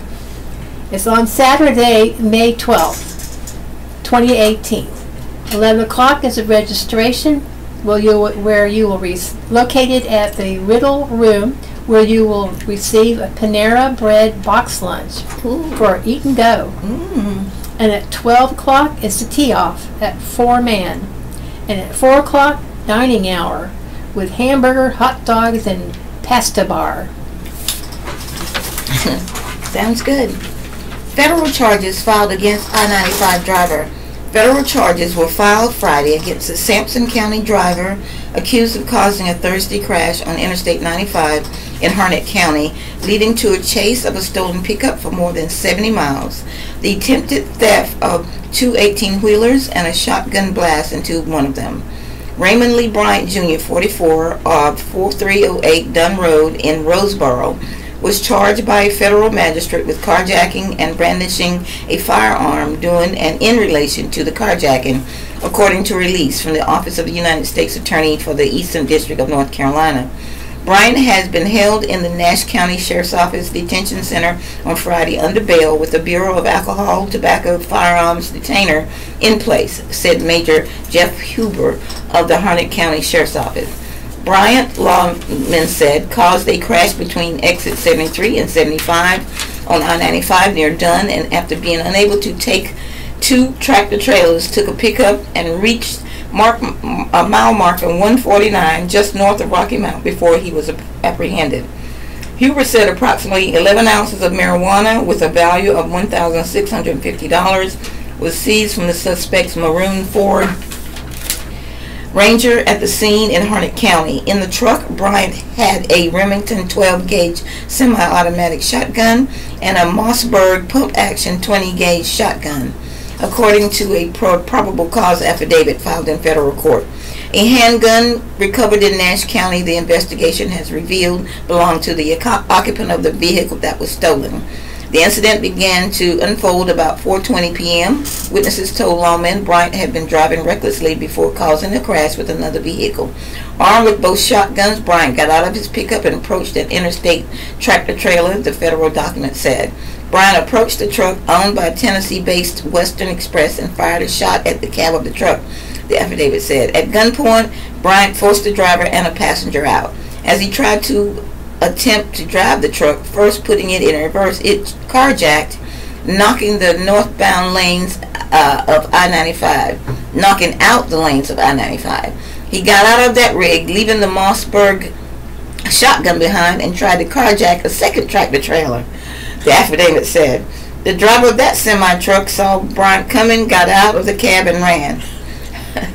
Bryant then approached a Dodge Ram pickup pulling a axle trailer with South Carolina license plates. He pointed the Remington shotgun at the two occupants. The driver grabbed the barrel of the shotgun, the affidavit said. Bryant told the occupants, who were from the Myrtle Beach, South Carolina area, he only wanted the truck, so they got out. Bryant drove away in the truck, driving north on I-95. The Highway Patrol police officers from Selma and Kinley and personnel from the Nash County Sheriff's Office pursued the truck. He was stopped and taken into custody near mile marker 149, more than 70 miles and 3 counties away from where the incident began. The Remington shotgun was found inside the Dodge. Good Lord. How to pick a new password. Twitter is the latest service to find a problem with encryption. New York. Yet another service is asking you to change your password. Twitter said Thursday it discovered a bug that stored passwords in an internal log in plain text without the usual encryption. Though Twitter says there's no indication that anyone has stolen or misused those passwords, the company is recommending a change as a precaution. Here are some tips on coming up with a new password and safeguarding your account, even if your password is compromised. Complexity counts. Don't even think of using password as your password. Picking any common word as your password should be avoided because it's easily guessed using software that tries out every word in the dictionary. However, you can get a good password by combining 2 or more words, such as rocket calendar. Sprinkle in some numerals and punctuation marks and make some of those letters in caps, and you've got a strong password. So rocket calendar in lower caps becomes rocket 44 exclamation mark calendar with an R is capped. But don't use that one. The fact that it's in this article means hackers probably already have it in their databases. Keep passwords fresh. Each service should have its own password. If you use Rocket Calendar on Twitter, don't use it on Facebook. Once hackers get your password on one service, they'll try it on other services too. Outsmart them by using a fresh password each time. It can be as simple as adding the first 3 letters of the service's name, so Twitter gets Rocket 44 Calendar Twee, and Facebook gets Rocket Calendar FAC. You can turn to a password manager service to help you keep track of various passwords, though make sure the one you use hasn't had its own security problems. If you're storing passwords in a spreadsheet or other documents on your computer, be sure to protect it with its own password. Microsoft Office lets you encrypt files. Avoid naming the file passwords. Call it Bad Movies or something innocuous. Reset and refresh. Some security experts recommend that you change your passwords frequently, though treat that advice with caution. When there's a breach, it doesn't matter whether the password is 2 weeks or 2 years old. And if you change passwords too often, you risk forgetting them and falling back on simpler, less secure passwords. A better safeguard. You can ignore much of this advice if you just do one thing.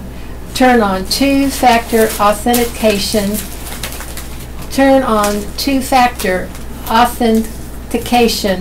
Which Twitter calls login verification. You'll get a text with a code each time you try to log in from a new device or web browser. So even if hackers get your password, they can't do much unless they have your phone or some other way to intercept the code. Of course, this makes it even more important to protect your phone with a passcode, so that no else can get these texts if your phone is lost or stolen. It's time to get out and vote. Distraction Mars Senate race. Merit. For all the voters who have taken the time to go to the polls during early one-stop voting, early voting ends today at 1 p.m. If you want to vote in this primary election and you haven't registered yet, this is your last chance. In one-stop voting, you can register and vote on the same day. You can vote downtown at the Board of Elections office or 5 other locations around the county. On Tuesday, the polls will be open at all the usual precinct locations from 6:30 a.m. to 7:30 p.m. It's a busy ballot. If you want to take a look at the candidates in advance, dust off last Sunday's Observer. Sunday's Observer. There's a voter's guide in the perspective section. More information is online at fAYETTEVILLE.com/elections.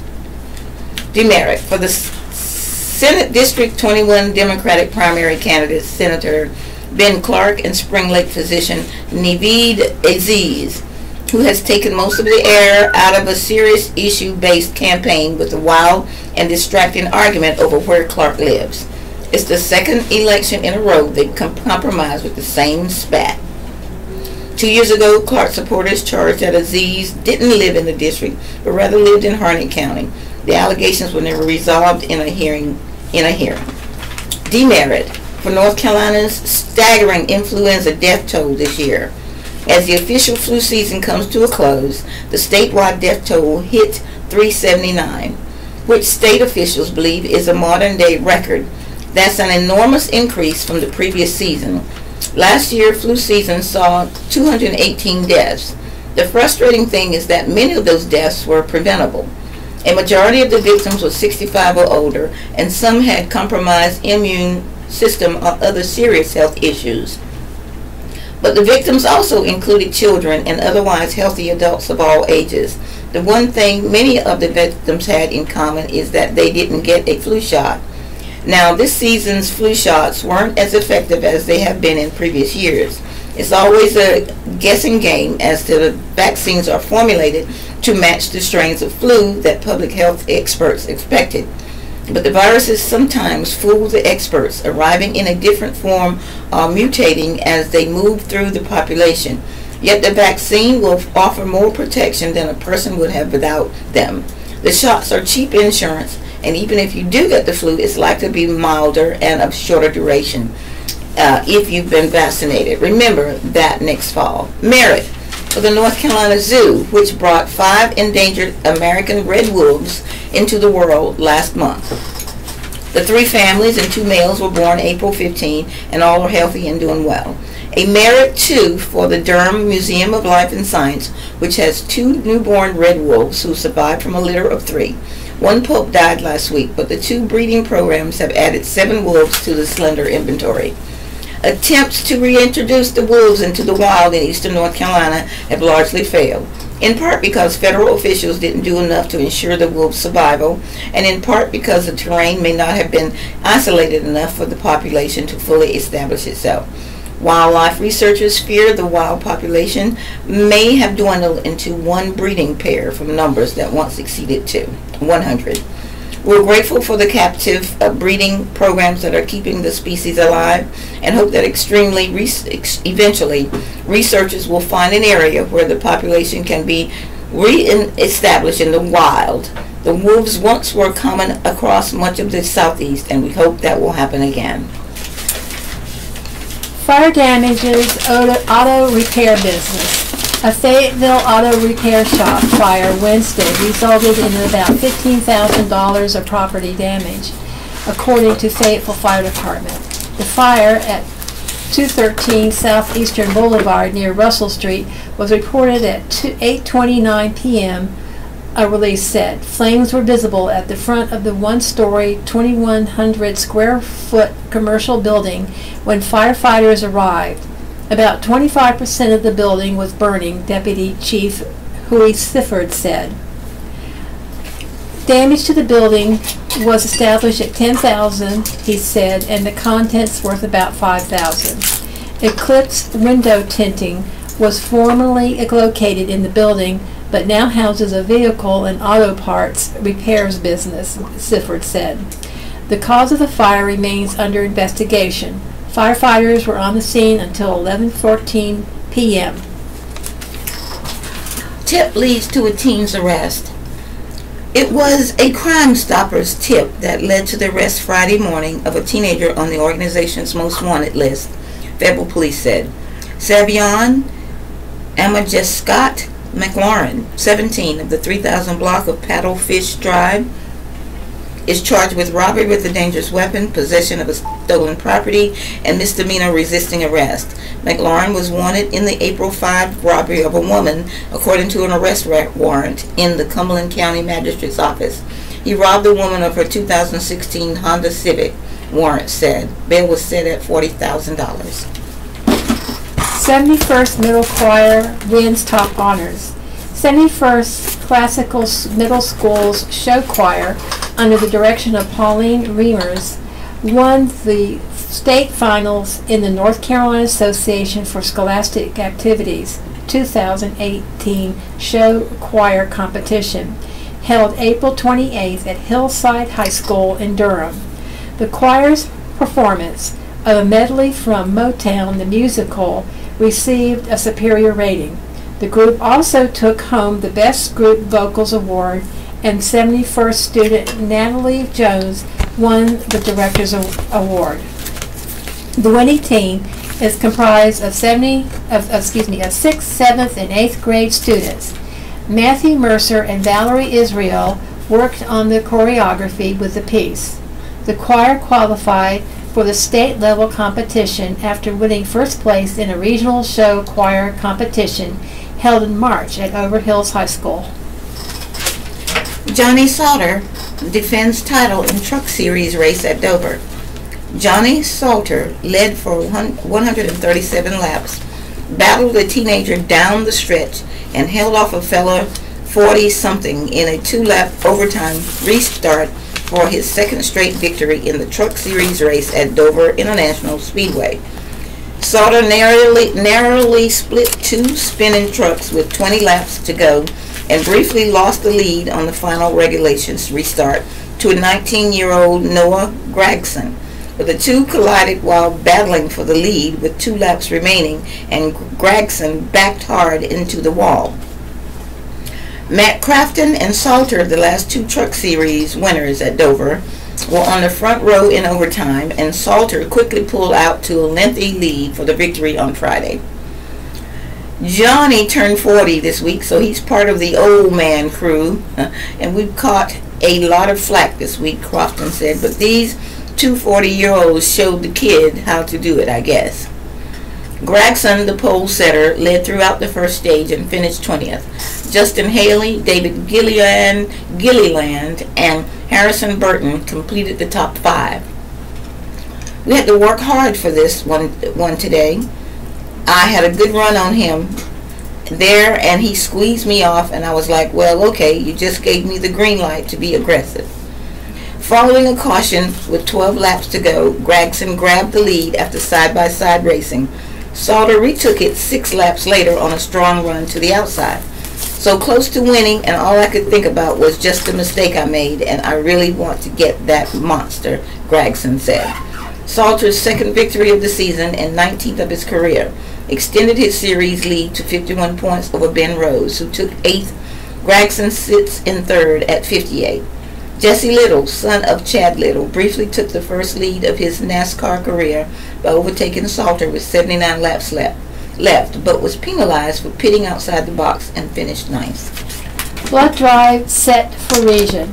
The Cape Fear Valley Blood Donor Center has several blood drives scheduled in the coming days across Cape Fear region. Donors also may go by the center at 3357 Village Drive, Suite 150, weekdays from 9 a.m. to 5 p.m. to make a donation. It also is open the 3rd Saturday of the month from 9 a.m. to 3 p.m. All blood types are needed. However, the center has an urgent need for Type O donors. For more information, call 615-5433. Basketball dispute believed to be motive for shooting. An argument during a basketball game at the outdoor court across from the Spring Lake Police Department is believed to be the motive behind a shooting that left one person injured. Warrants for attempted first-degree murder and assault with a deadly weapon with intent to kill, inflicting serious injury have been issued for Terrence Isaac Blackwell, 24, of 800 block of McNeil Street in Spring Lake. Police release said. Lawmen was still looking for him Friday, said Police Chief Troy McDuffie.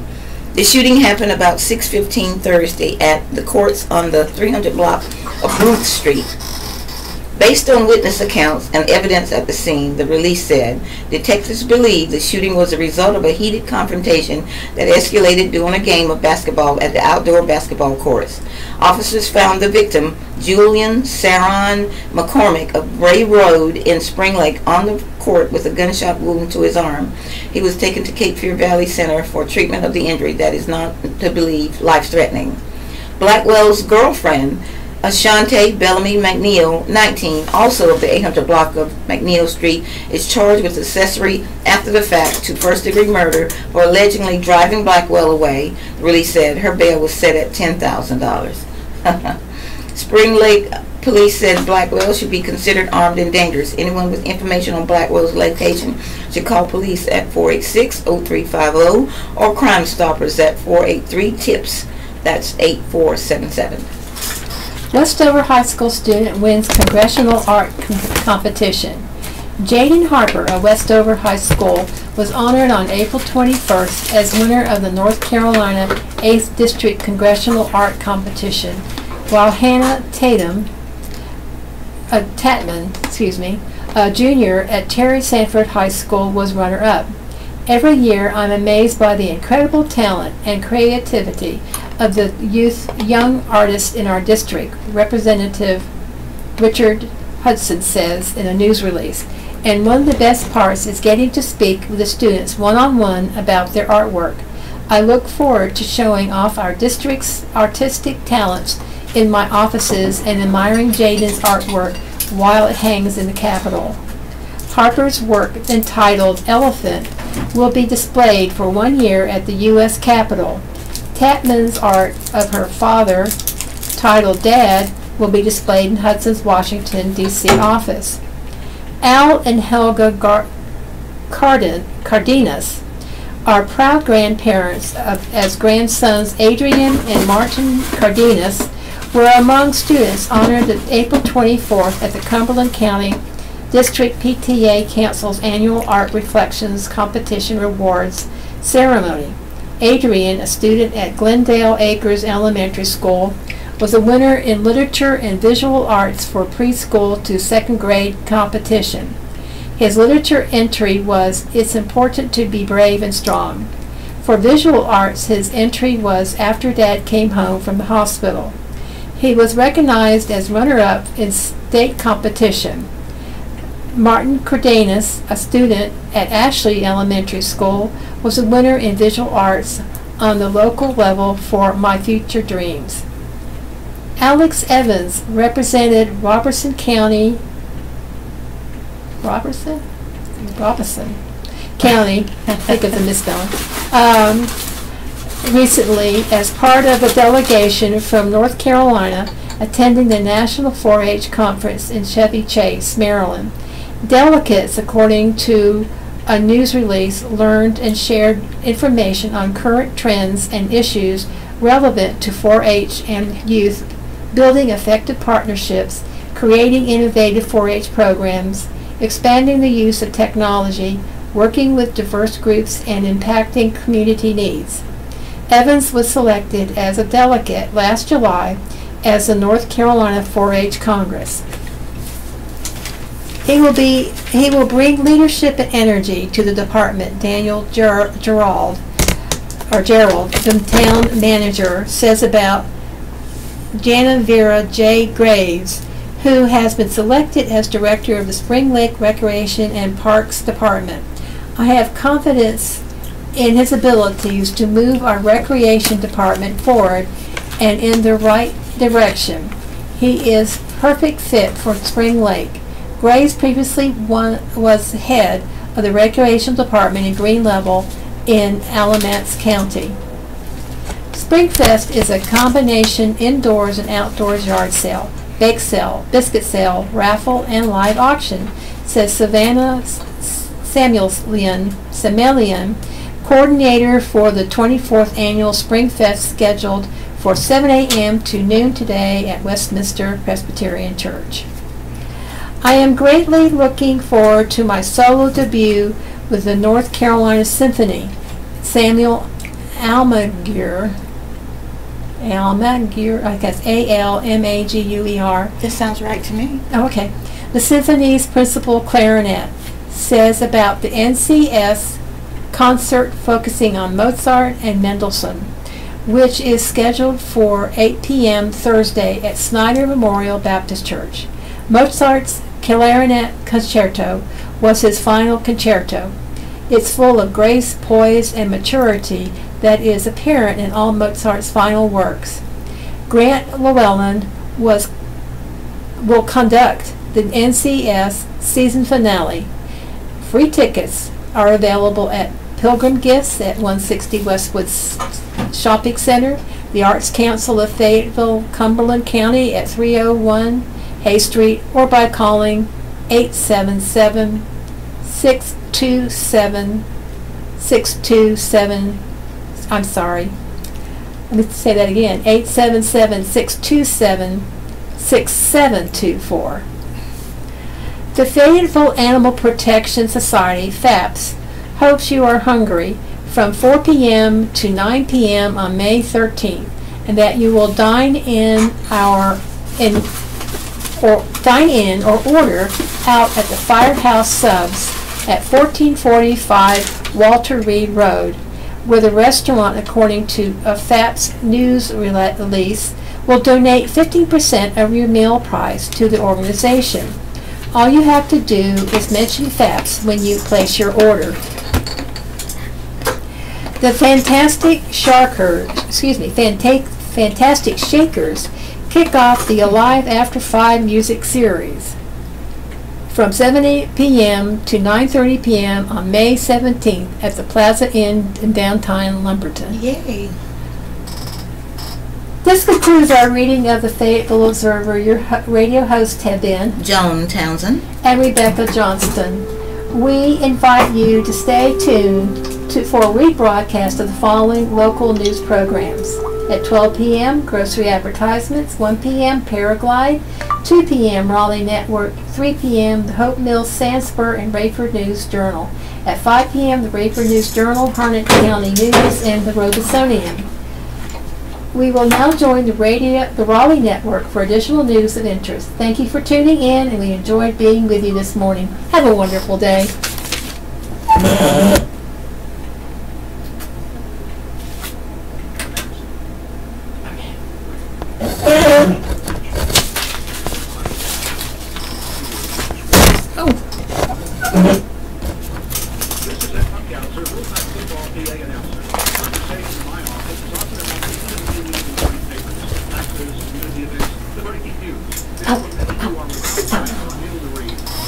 Vicky. Oh, I'm fine. I'm fine. After the big sneeze. Yeah, you had a big one. And that's the first time that's ever happened here. Usually that's... I had one, I don't know if you remember, back... Oh, yes, yeah. I had one really big one. Did Val get back from her funeral? I don't know. She said she was going to leave just before 11, so... All right, then. I guess we're good to go. Yeah, I guess I'll just leave this here. Oh, and those chairs, that chair, even though with the padding, doesn't help much. Your legs get tired. My hip and my knee starts hurting. Oh, really? Yeah, it's a long time to see. And Val was so proud of them. What is it? No, it was 2 students who were here, the guy and the gal. Well, you shut everything off? Yeah, I did on my part. I don't know about on the other side, because I don't know what to do with I that. don't either. I guess somebody will come in and check it out. Yeah.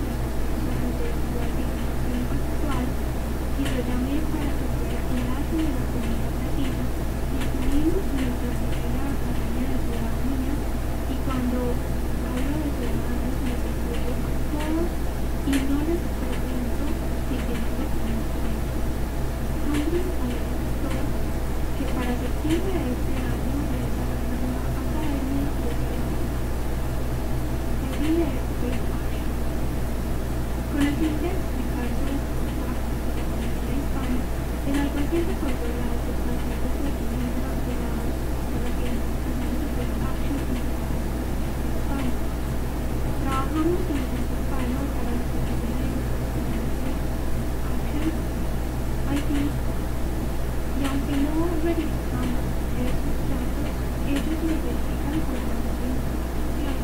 Entonces, no sabemos con respecto a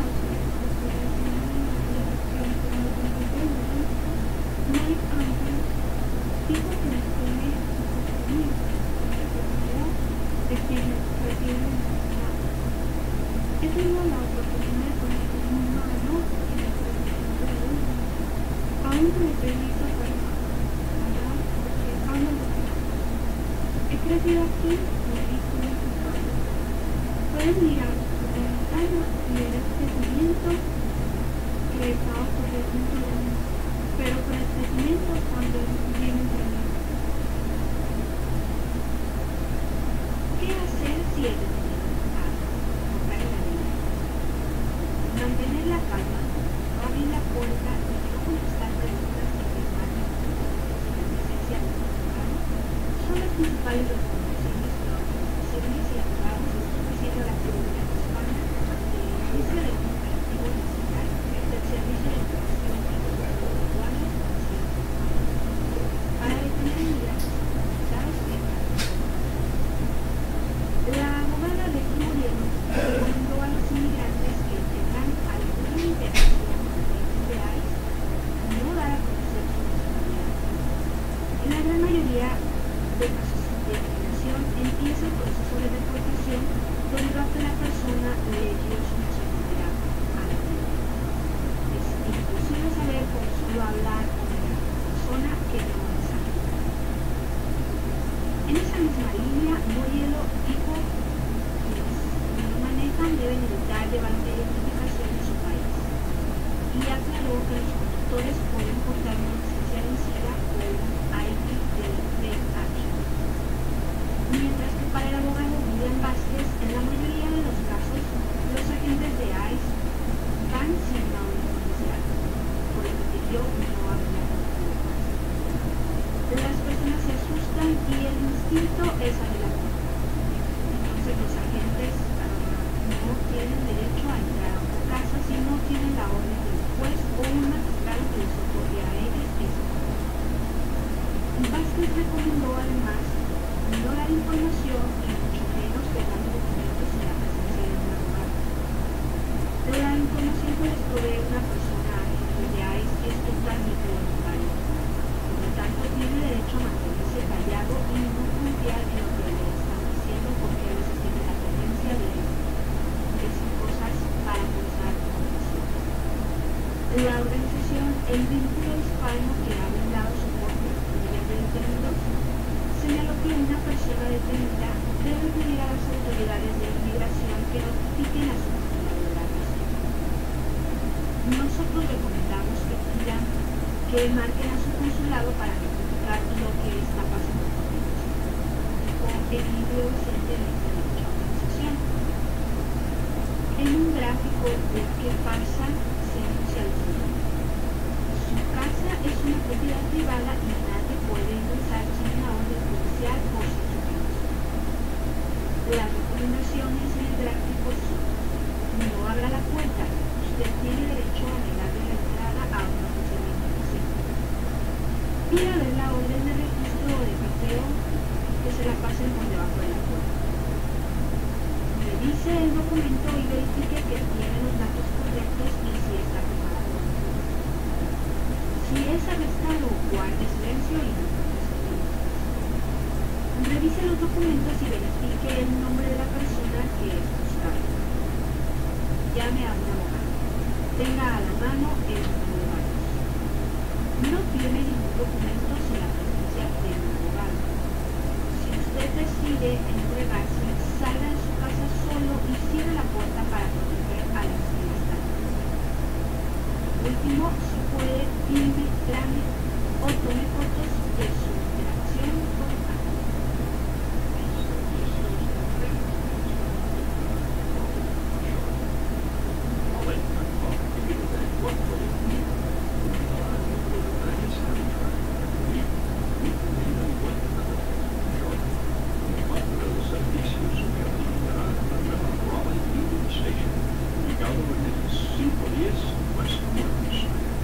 Sin embargo, por algunos semanas, los pasajeros deberán seguir usando la vieja estación de la OBSEVER debido a que aún no están terminados todos los detalles del nuevo lugar.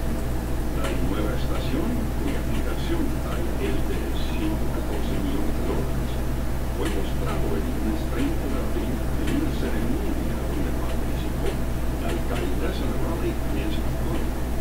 La edificación fue construida sobre el Amazon de un viejo almacén y es 5 veces más grande que el antiguo. La sala de espera mide 9.200 pies cuadrados, donde predominan enormes ventanales de vidrio, llaves de acero y bancos de madera. El segundo piso de la estación tiene espacios de restaurante y oficinas para ayudar. Y también hay una nueva plataforma de trenes, pistas, restaurantes de venta de entradas, pasarela, subterráneo.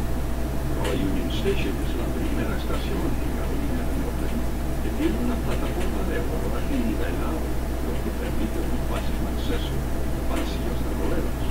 Hay un camino circular enfrente de la estación para dejar de recoger pasajeros. Además de un estacionamiento para aproximadamente 2 docenas de autos. 10 trenes, 2 más, que en la actualidad, de ida y vuelta de Raleigh a Charlotte, se detendrán en Union Station todos los días, después de que se abran los lunes. Pese a que el edificio está terminado, aún falta un año para cumplir con la misión principal como centro de tránsito de autobuses y trenes. La ciudad albergará un autobús existente en la ruta 13 para que se detenga fuera de la estación en la esquina de las calles Norte, West y Norte cada media hora. A continuación tenemos la agenda comercial. Hace la pina de efecto. Varios artistas locales hispanos consideran sus obras de arte en el Puerto Cultural Art Center en el Centro. La noche de apertura de la exhibición fue el miércoles 4 de mayo. La exhibición gratuita continuará hasta el 8 de junio y es parte del 28 Latino Art Festival. Página web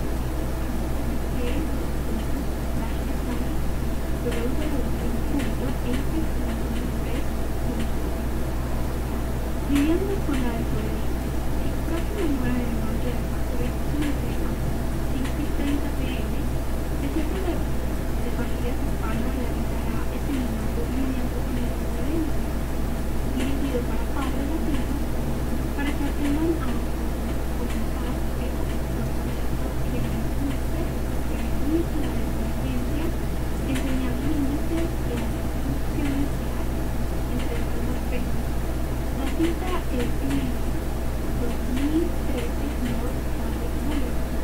Para mayor información, llamando al 919-094-737. Español para todos. El Centro Hispano desarrollará una serie de clases para mejorar la habilidad español. El curso para principiantes comienza el 7 de mayo. El de español intermedio el 8 de mayo. El de conversación el 9 de mayo. Para mayor información, ingrese a página web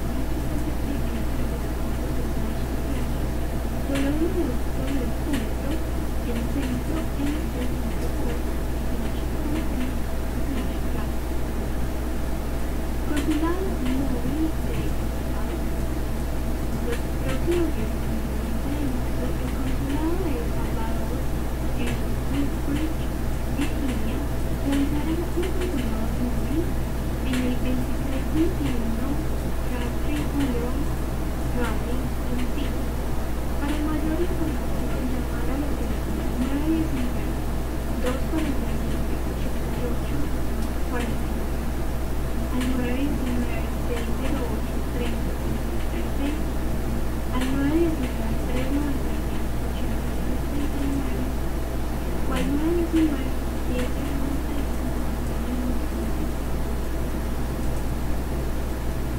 Continuando con noticias de inmigración. ICE se lo llevó cuando se acabó la basura, por allá por ahí. Enrique Vilchis preparaba el desayuno para su familia la mañana del 9 de abril cuando salió a tirar la basura cuando su apartamento en Chapel. Sin sospechar que agentes de migración lo arrestarían sin que nadie lo viera. Preocupada porque no volviera a la casa, la esposa de Vinches lo buscó e incluso llamó a la policía para poder verlo. Hasta tarde que recibió una llamada del centro de detención y se enteró que fue detenido. Los oficiales se le acercaron y le preguntaron por otro hombre que era. Después le pidieron su identificación y no tenía porque estaba en pijama. Contó María Peralta, hijastra de Vinches, una semana después de los hechos durante una asamblea de apoyo en Houston. Peralta, beneficiada de la prestigiosa beca Golden Doors, abandonó su vida universitaria en Greensboro para volver inmediatamente a su hogar en Charlotte y ayudar a su madre y hermano en la comunidad. Cuando llegué, mi mamá estaba ayudando y lo único que pude hacer fue abrazarla. Comentó Peralta sobre el duro golpe que sufrió su familia. Si tenemos miedo de sacar la basura, está bien, recalcó la joven acerca de la situación que atraviesan miles de inmigrantes temerosos de salir de casa por miedo de poder con una suerte similar a la de San Castro, quien tenía un cargo de liberty hace 18 años atrás. Vinches fue uno de los alrededor de 40 inmigrantes arrestados en Carolina del Norte por fuerzas federales la semana pasada. Un día después de su arresto ya estaba en el centro de detención Stuart en Utah. Acerca de la forma que fue detenido el padrastro de Peralta, Fernández lo describió como aberrante y ofensivo, así como dijo estar profundamente ofendida de que pueda ocurrir en este país. Un vocero de ICE confirmó a qué pasa que del 9 al 15 de abril habían detenido alrededor de 40 inmigrantes y documentarios. 25 de los arrestos ocurrieron en el área del Triángulo y 15 al oeste del Pacífico. Brian Cox, vocero de ICE, sostuvo que la mayoría de los arrestados también tenían cargos criminales más allá de su estatus migratorio o por reingreso tras una deportación. Sin embargo, confirmó si los agentes de ICE estaban ejecutando órdenes del arresto a las detenciones. Los operativos de ICE se iniciaron en los condados Orange, Sharon y Yukon. Según fueron reportados por las organizaciones El Centro Hispano y el Centro Hispano. Este último localizado en San Francisco. El fin de semana ocurrieron en Henderson, de acuerdo con la agrupación CIMA y compañeros inmigrantes voluntarios de acción, también a los estudiantes. El 19 de abril en Chapel, los hermanos Gabriel Ordóñez Ramos, de 30 años, David Ordóñez, de 24, y Cruz Ordóñez, de edad de 18, fueron arrestados en un barrio de casas móviles ubicadas en el 1208 de Market en Chapel. Natalia Álvarez dijo a ¿Qué pasa? Que sus cuñados de Cruz fueron detenidos después que los agentes de ICE, por engaños, les pidieran abrir la puerta de la casa y mis cuñados estaban en su casa cuando les tocaron la puerta y les preguntaron por qué San Francisco. Cuando les abrían la puerta les dijeron que eran de la policía y que necesitaban hablar con ellos porque habían chocado un auto.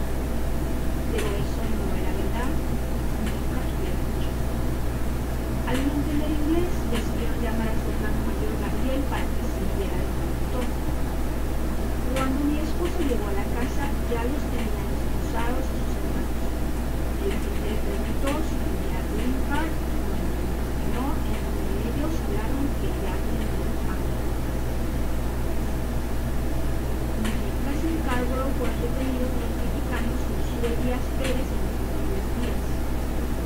Un operativo similar ocurrió también en San Francisco, donde los hermanos Marco Antonio Cano Velázquez y Domingo Valdemar Cano Velázquez fueron detenidos por agentes de ICE cuando iban a trabajar alrededor de las 6:30 de la mañana del martes. Ambos son padres de 12 años. pido a ICE que los suelten porque ellos no pudieron impedir. Ellos tienen una familia y sus hijos acá.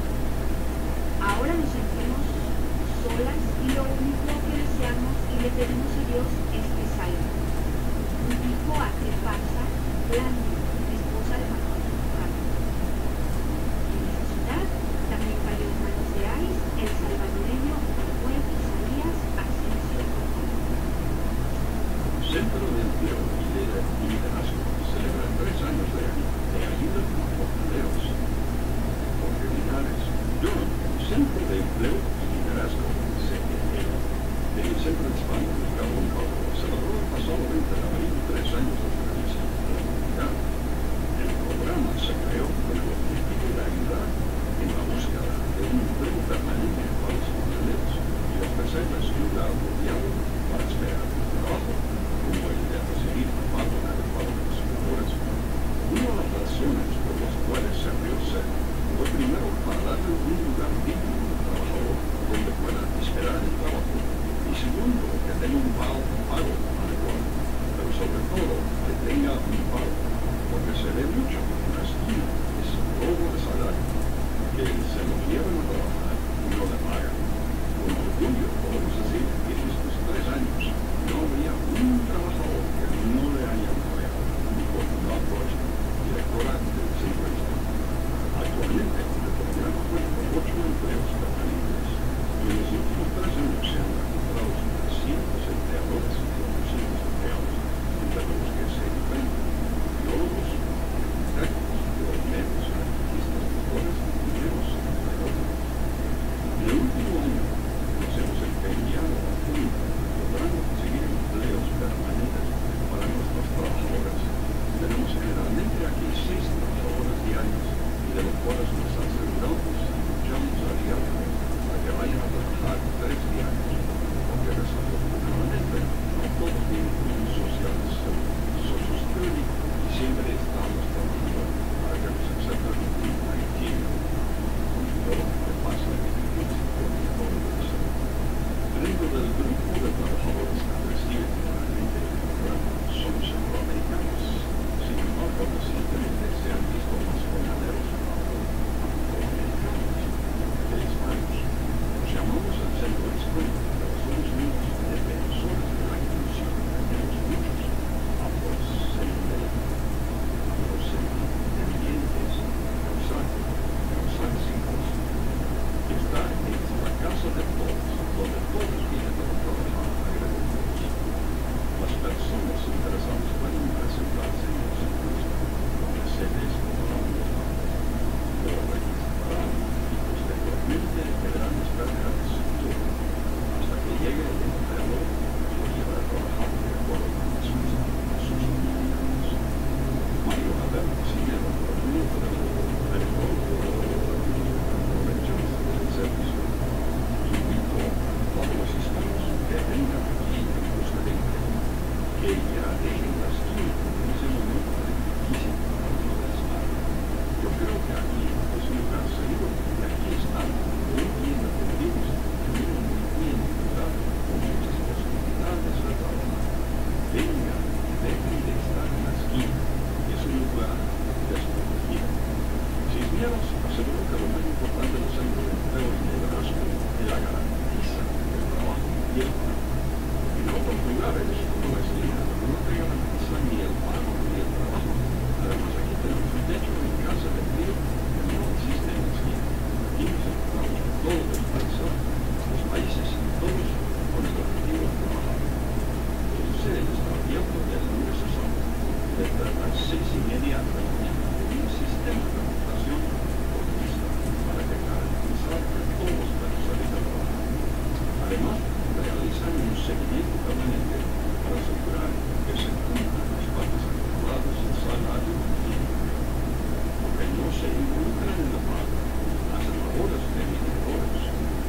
Las puertas, los brazos de nosotros del Centro Hispano están abiertos a todos. Para tener más información, pueden ingresar a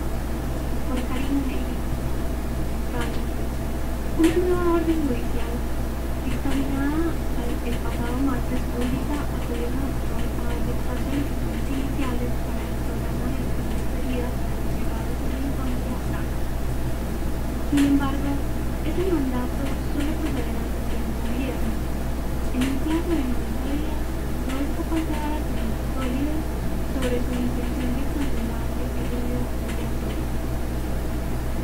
Ante el Comité de Seguridad Nacional de la Cámara de Representantes de Federal, la Secretaría del Departamento de Seguridad Nacional, Kirsten Nielsen, aclaró que USCIS no está aceptando nuevas estructuras. No estamos aceptando nuevos elecciones fijos en el mundo. Estamos cumpliendo con todas las órdenes judiciales. Entonces, lo que eso significa es que el sistema es un destino para que se gasta actualmente registrado no será deportado. Si es solicitado la recertificación con el pedido de baja, tampoco será deportado. La orden de juez. La orden de juez que registrada dentro de un vehículo de Colombia es distinta a otras dos dadas por las Cortes de California y Nueva York, que aún mantienen incluida el programa porque obliga al gobierno a aceptar pruebas iniciales de datos. La decisión del juez es un poco distinta ahora que se tomaron en las Cortes de Brooklyn y en San Francisco, donde simplemente dilataron el proceso de embarazo y solamente era para no aceptar la decisión. Este es otro cosa, igual que pasa en la teoría de la firma legal de transacción. El dictamen del juez indica que la restricción de datos fue arbitraria y caprichosa porque el Departamento de Seguridad Nacional no explicó adecuadamente su conclusión de que el programa era ilegal. Tate dio al gobierno un plazo de 90 días para presentar argumentos que validen su decisión de acabar con el ambiente migratorio creado por el presidente Barack Obama en 2003. Básicamente, lo que dice el juez es que la administración estaba argumentando que la orden ejecutiva de DACA era fuera de los poderes y tiene un presidente para actuar sobre las leyes de aplicaciones y innovación del Congreso. Pero el gobierno no decía por qué. Los 90 días son para que el gobierno pueda, con argumentos, comprobar su decisión, dijo él. A continuación, Rick nos dará la identificación del Listening to the Triangle Radio Radio Service between people who are willing and committed to each other. Their communities are advanced by delivering news, information, and entertainment. Special features using the latest audio technology. We will now continue reading the Casa News. Continuamos con las noticias. Vecinos ganan demanda a granja de cerdos. La redacción que pasa. Un jurado de Carolina del Norte decidió por unanimidad que la granja de cerdos San pague más de 50 millones a 10 demandantes que viven cerca de dicho. En la demanda presentada en el 2014, los 10 demandantes argumentaron que el juicio de Kilo Farm, un productor de cerdos podría afirmar que viciaba el aire en el condado rural de Villa. También argumentaron que las lagunas de desechos abiertas de la granja atraían a los buitres y a las moscas, y los millones llenos de animales muertos pasaban alrededor de sus casas a toda hora del día y la noche. La justicia estableció que la empresa pague daños compensatorios en $70,000 y daños punitivos en $5 millones por cada año. Incluso al dormir molestaba el olor, las luces y el olor del camión, dice Naema Mohammed, co-director organizador de la Red de Justicia Ambiental de Carolina del Norte, un grupo que ha abogado por los vecinos del país. Ella agrega que esta es la primera vez que alguien ha presentado una acción de esta magnitud ante un tribunal, lo cual se ha hecho histórico. Nada para iniciar los mandados educativos escolares.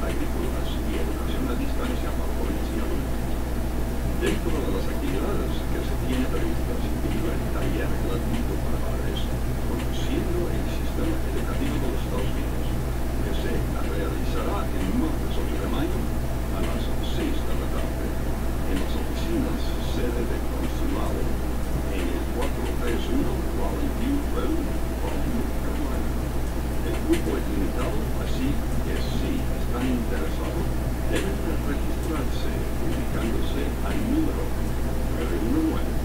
919-615-3680 en horario de oficina. Fayera de Carolina del Norte, entre empresas que más ponen en peligro a trabajadores. Por Karina Ley. Vale. Dos empresas de Carolina del Norte figuran en una lista de 12 compañías de Estados Unidos que debido a sus prácticas de ingeniería han puesto en peligro a sus trabajadores, de acuerdo con el reporte de Dirty Dozen, dado a conocer por el Consejo Nacional de Seguridad y Salud Ocupacional, COSH. El informe, que destaca una serie de casos registrados entre 2015 y 2018, señaló a la fayera Kate Barnes, localizada en Guzman y Low Home Improvement en Morrisville, ambas en el condado Iredell. En el caso de Kate Barnes, el documento indicó que la Administración de Seguridad y Salud Ocupacional, conocida como OSHA, solicitó a esta compañía protección para violaciones de seguridad entre dos operaciones en la línea del norte y la Ohio. Kate Barnes es un lugar escandalosamente peligroso para trabajar, afirmó en el informe David Michael, jefe de OSHA en el Departamento de Trabajo de los Estados Unidos. De Dirty Dozen también resalta casos de trabajadores hispanos que al sufrir el incidente laboral, dicha compañía recibe desamparados de contar con orientación legal. El reporte señala que Kate Barnes sigue un patrón de contratación de trabajadores indocumentales que son despedidos cuando están heridos, que se ponen en el pie para pedir mejores condiciones de trabajo.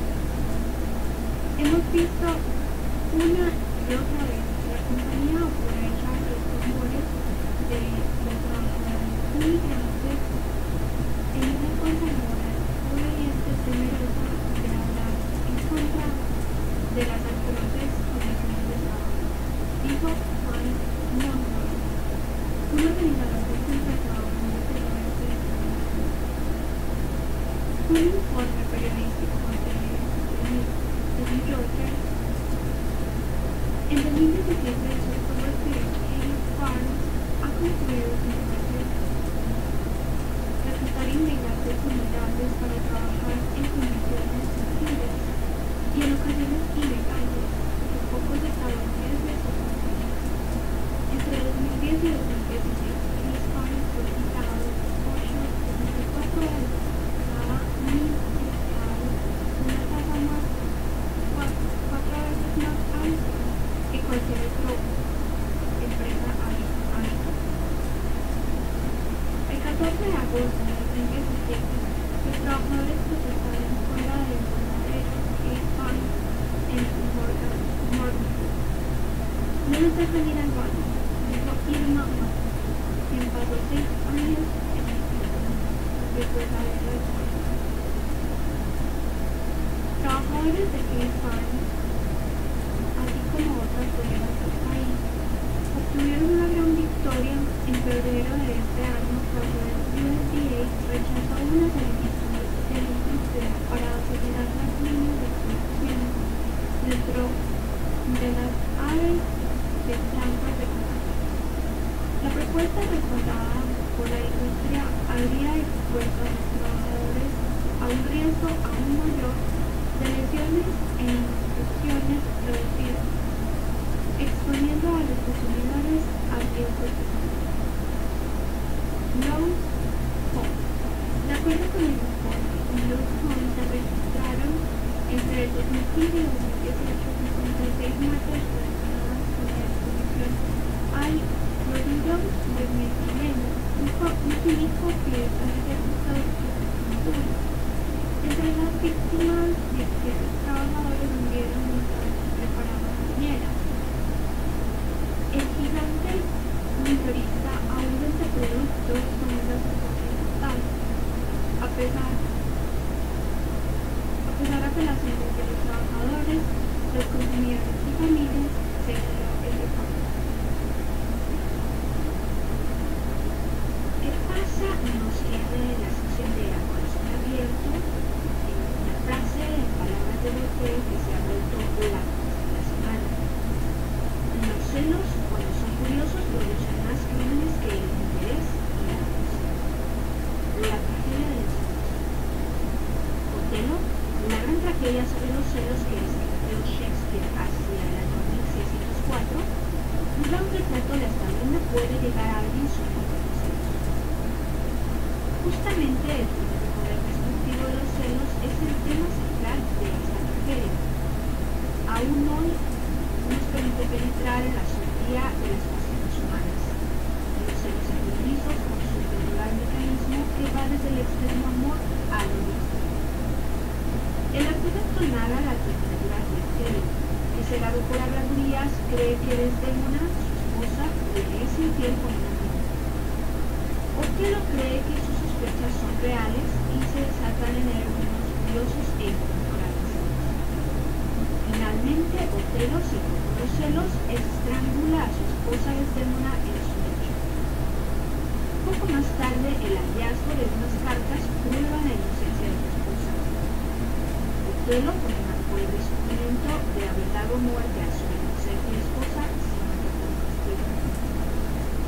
Los celos son irracionales y pueden tener trágicas e irreversibles consecuencias, como lo muestra claramente la tragedia de Shakespeare. Los celos enseguecen, no dejan pensar, afectan la vida del celoso y del celado. En muchos casos lleva a la ruptura de la pareja y a la enfermedad. En la dinámica de los celos intervienen tres personajes: el celoso, el celado y un tercero que puede ser real o imaginario. Como se ha dicho, los celos llevados al extremo son una patología fuertemente autodestructiva. La persona con celos patológicos es posesiva y quiere disponer de su pareja como si fuera algo descontrolado. Algunos de los comportamientos frecuentes en la persona con celos patológicos son revisar las llamadas del teléfono de su pareja, los mensajes y controlar sus redes sociales o sus propios. Exige saber en detalle cada movimiento que realiza el día. Llamar a la pareja cada 10 minutos a ver qué está haciendo. Controlar todo lo que hace o dice la pareja. Ataques de ansiedad ante el retraso o tardanza al llegar a casa. Obsesión con el engaño y la infidelidad. Compararse constantemente con las personas que rodean a su pareja, en el aspecto físico, en la personalidad, en el carácter o en otros aspectos. Los celos constantes y sin motivos. Sus celos se fundan en lo que se imagina y no en lo que debe ser real. Puede tener accesos de ira y violencia. Los celos, cuando son furiosos, producen más crímenes que el interés y la ambición. Oviedo dice el doctor cuando traspasa noche de San Juan.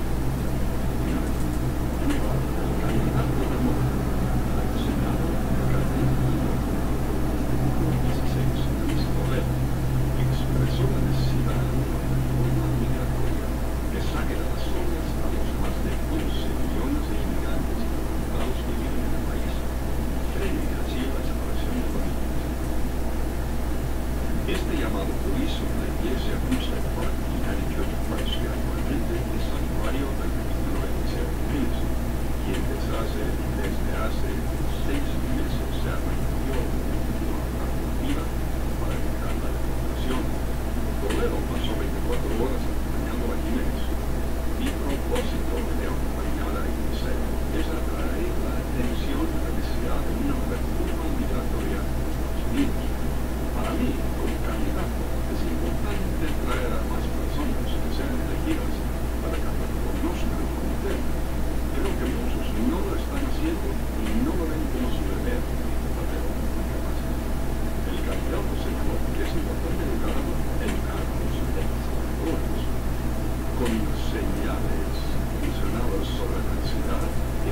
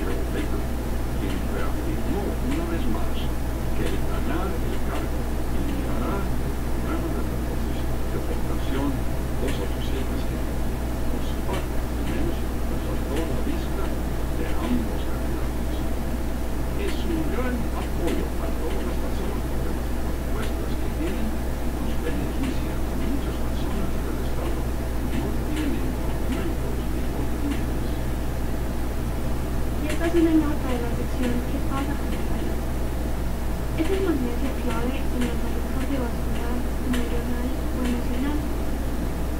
La deficiencia de magnesio se encuentra relacionada con un gran número de alteraciones neurológicas, cardiovasculares, renales, gastrointestinales y musculares. Existen estudios epidemiológicos que demuestran que la ingesta de magnesio está por debajo de la recomendación diaria de 30% aproximadamente, sobre todo en un elevado porcentaje de magnesio en los países industrializados, lo que, unido a hábitos inadecuados en la alimentación, puede conllevar a numerosos estados de enfermedad. El magnesio se encuentra distribuido por todo el organismo humano con valores situados en una horquilla de 20 a 28 gramos. El 70% del total se encuentra en el hueso, alrededor del 27% en el músculo, 6 a 7% de las células y más o menos el 1% en el líquido extracelular.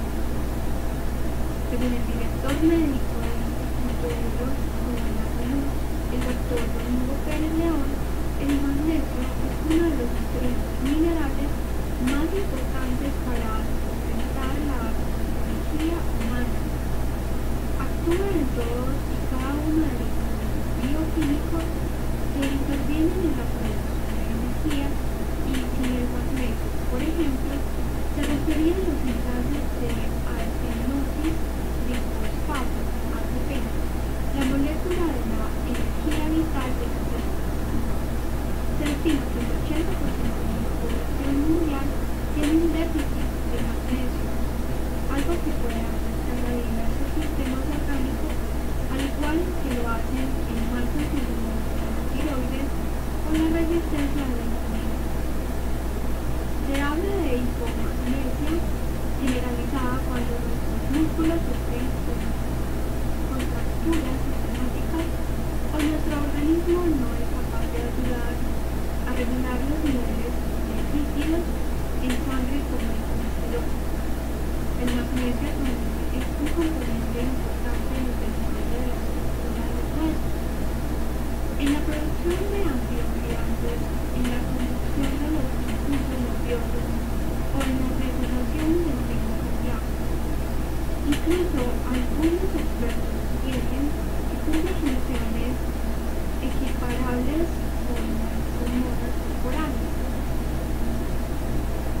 Los alimentos ricos en magnesio en cuanto a mineral más abundante en el cuerpo humano son los frutos secos, cereales, madurales, verdes, el chocolate en polvo, las mantecas, la verdolaga o el aguacate.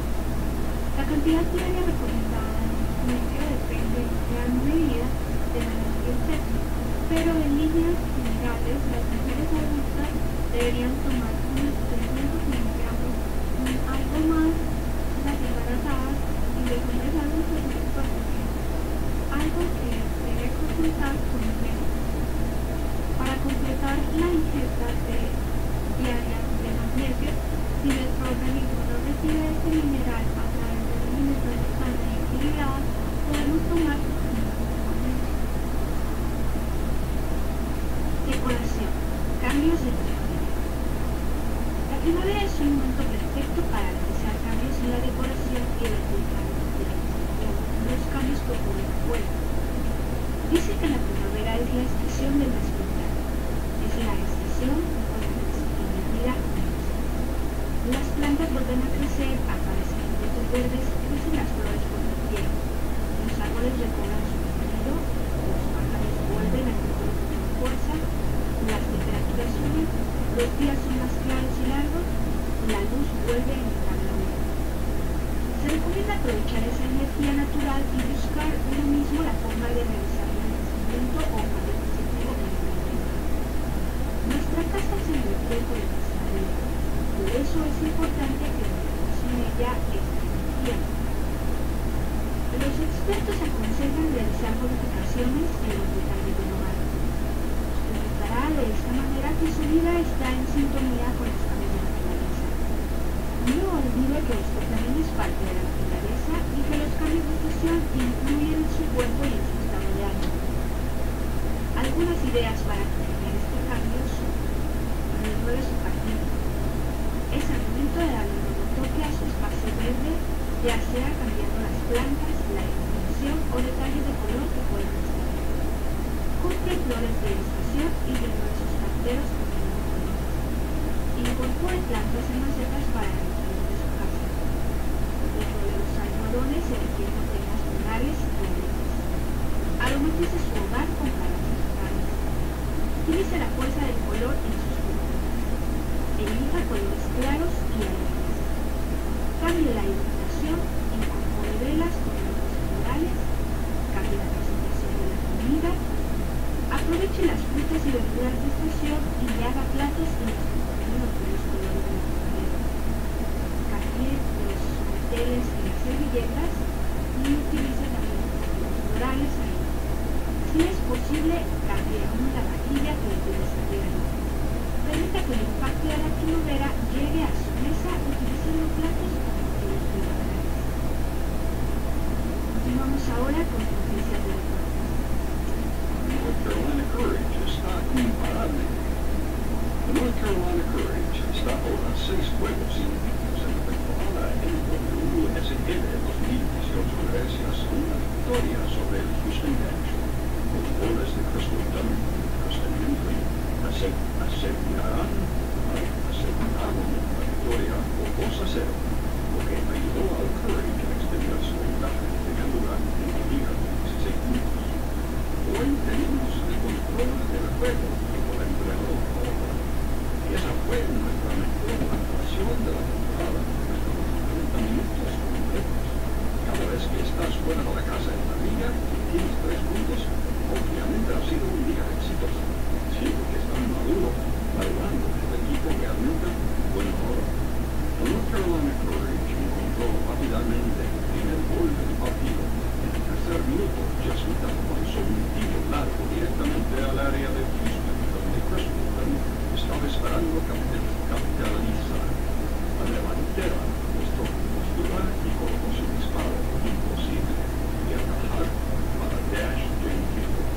El resto de la primera mitad vio ataques prometedores de cada lado, pero nada con suficiente fuerza para crear una oportunidad perdida en el lado. Carolina del Norte encontró casi el 65% de posesiones en los primeros 45 minutos de juego y tuvo 14 tiros a la puerta. A los 3 minutos de la segunda mitad, Kristen le dio al Courage de su segundo gol del día. Un despeje fallido de la línea del fondo de Houston cayó a los pies de Hamilton y la centrocampista aprovechó la oportunidad con un fuerte disparo desde fuera del área para aumentar la ventaja de la página 2-0. El Courage regresará a casa para albergar a los Chicago Red Stars en el Salem Stadium, Wakeman Soccer Park, el domingo 6 de mayo a las 3 de la tarde. Chicago actualmente ocupa el segundo lugar en la clasificación de la liga después de ganar 8 puntos en sus primeros 5 partidos de la Liverpool y Borussia Dortmund juegan en Charlotte este verano. Por Adrián Romero, Charlotte. El estadio Banco America en Charlotte será escenario a la tarde del domingo 22 de julio de un encuentro entre los importantes equipos del fútbol europeo, el Liverpool y el Borussia Dortmund. Ambos clubes actualmente son protagonistas de la liga. En esta cierre de temporada, tanto el Liverpool en la Liga Premier Inglesa como el Dortmund de la Bundesliga alemana están posicionados en la tercera posición total. Además, los 3 se encuentran en el paso de llegar a la final de la Liga de Campeones de Europa. El partido de Charlotte formará parte del International Champions League, un torneo internacional que reúne a 38 de los equipos más importantes para disputar los 47 partidos en distintas ciudades de Estados Unidos y Singapur, sin clubes a poder encontrarse con estos equipos de alto nivel en el arranque de la temporada. El choque entre Liverpool y Dortmund el domingo a las 4 p.m. será exactamente una semana después de la final de la Copa del Mundo, por lo que la presión de algunas estrellas que jueguen en el Mundial estaría en duda, como la del goleador épico más destacado del lado del Liverpool. Aún así, el partido pinta para convertirse en la definición del fútbol con muchas figuras en el campo, ya que se trata de una vitrina para que brillen los jugadores jóvenes y quienes no participan en el grado de inversión. En la competencia interna de los equipos por un lugar en el esquema táctico de la campaña por arrancar. Este último caso es desde el delantero Cristian. Elemento del Dortmund con 19 años de edad y promesa de la selección estadounidense. Los partidos en este torneo también podrán ser las presentaciones de las nuevas convocaciones de ambas escuadras para la próxima temporada.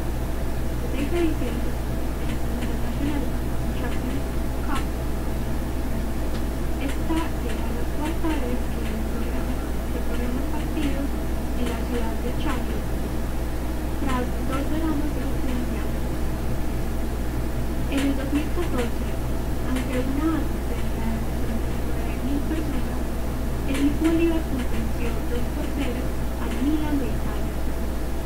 Al año siguiente, en el 2015, en el Paris Saint-Germain de Francia empató 1-1 con Chelsea de Inglaterra, mientras que en el 2016 el Bayern Múnich alemán goleó 4-1 al Inter de Milán.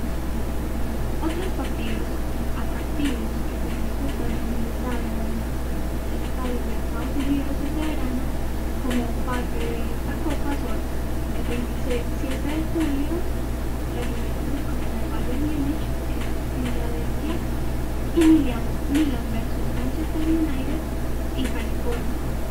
El 28 de julio, Manchester United versus Liverpool en Michigan y Bayern Múnich versus Manchester City en Miami. El 31 de julio, Manchester United versus Real Madrid en Miami y Barcelona versus Roma en Texas. El 4 de agosto, Real Madrid versus en Maryland y el 7 de agosto, Real Madrid versus Roma en New Jersey. La venta de boletos para el público en general para todos los partidos del torneo comenzó el 1 de agosto. Y con esta nota hemos llegado al final de nuestro programa. Agradecemos a todos que nos hayan sintonizado. Nosotros somos Elena Becerra Federico Lanza y Catalina. Y hemos estado leyendo el periódico que pasa. Esta transmisión se repite esta noche desde la frontera. Si usted tiene alguna sugerencia o comentario, por favor comuníquese al teléfono 919-832-5138. 919-832-5138. El contenido de este programa tiene como intención transmitirle en nuestro propio idioma para una auditorio con dificultades visuales o audiovisuales y ayudarlos a resolver las mismas a través de su arte. Está disponible para nuestra computadora o en nuestra página de internet www.trianglereadingservice.com. Gracias por su servicio de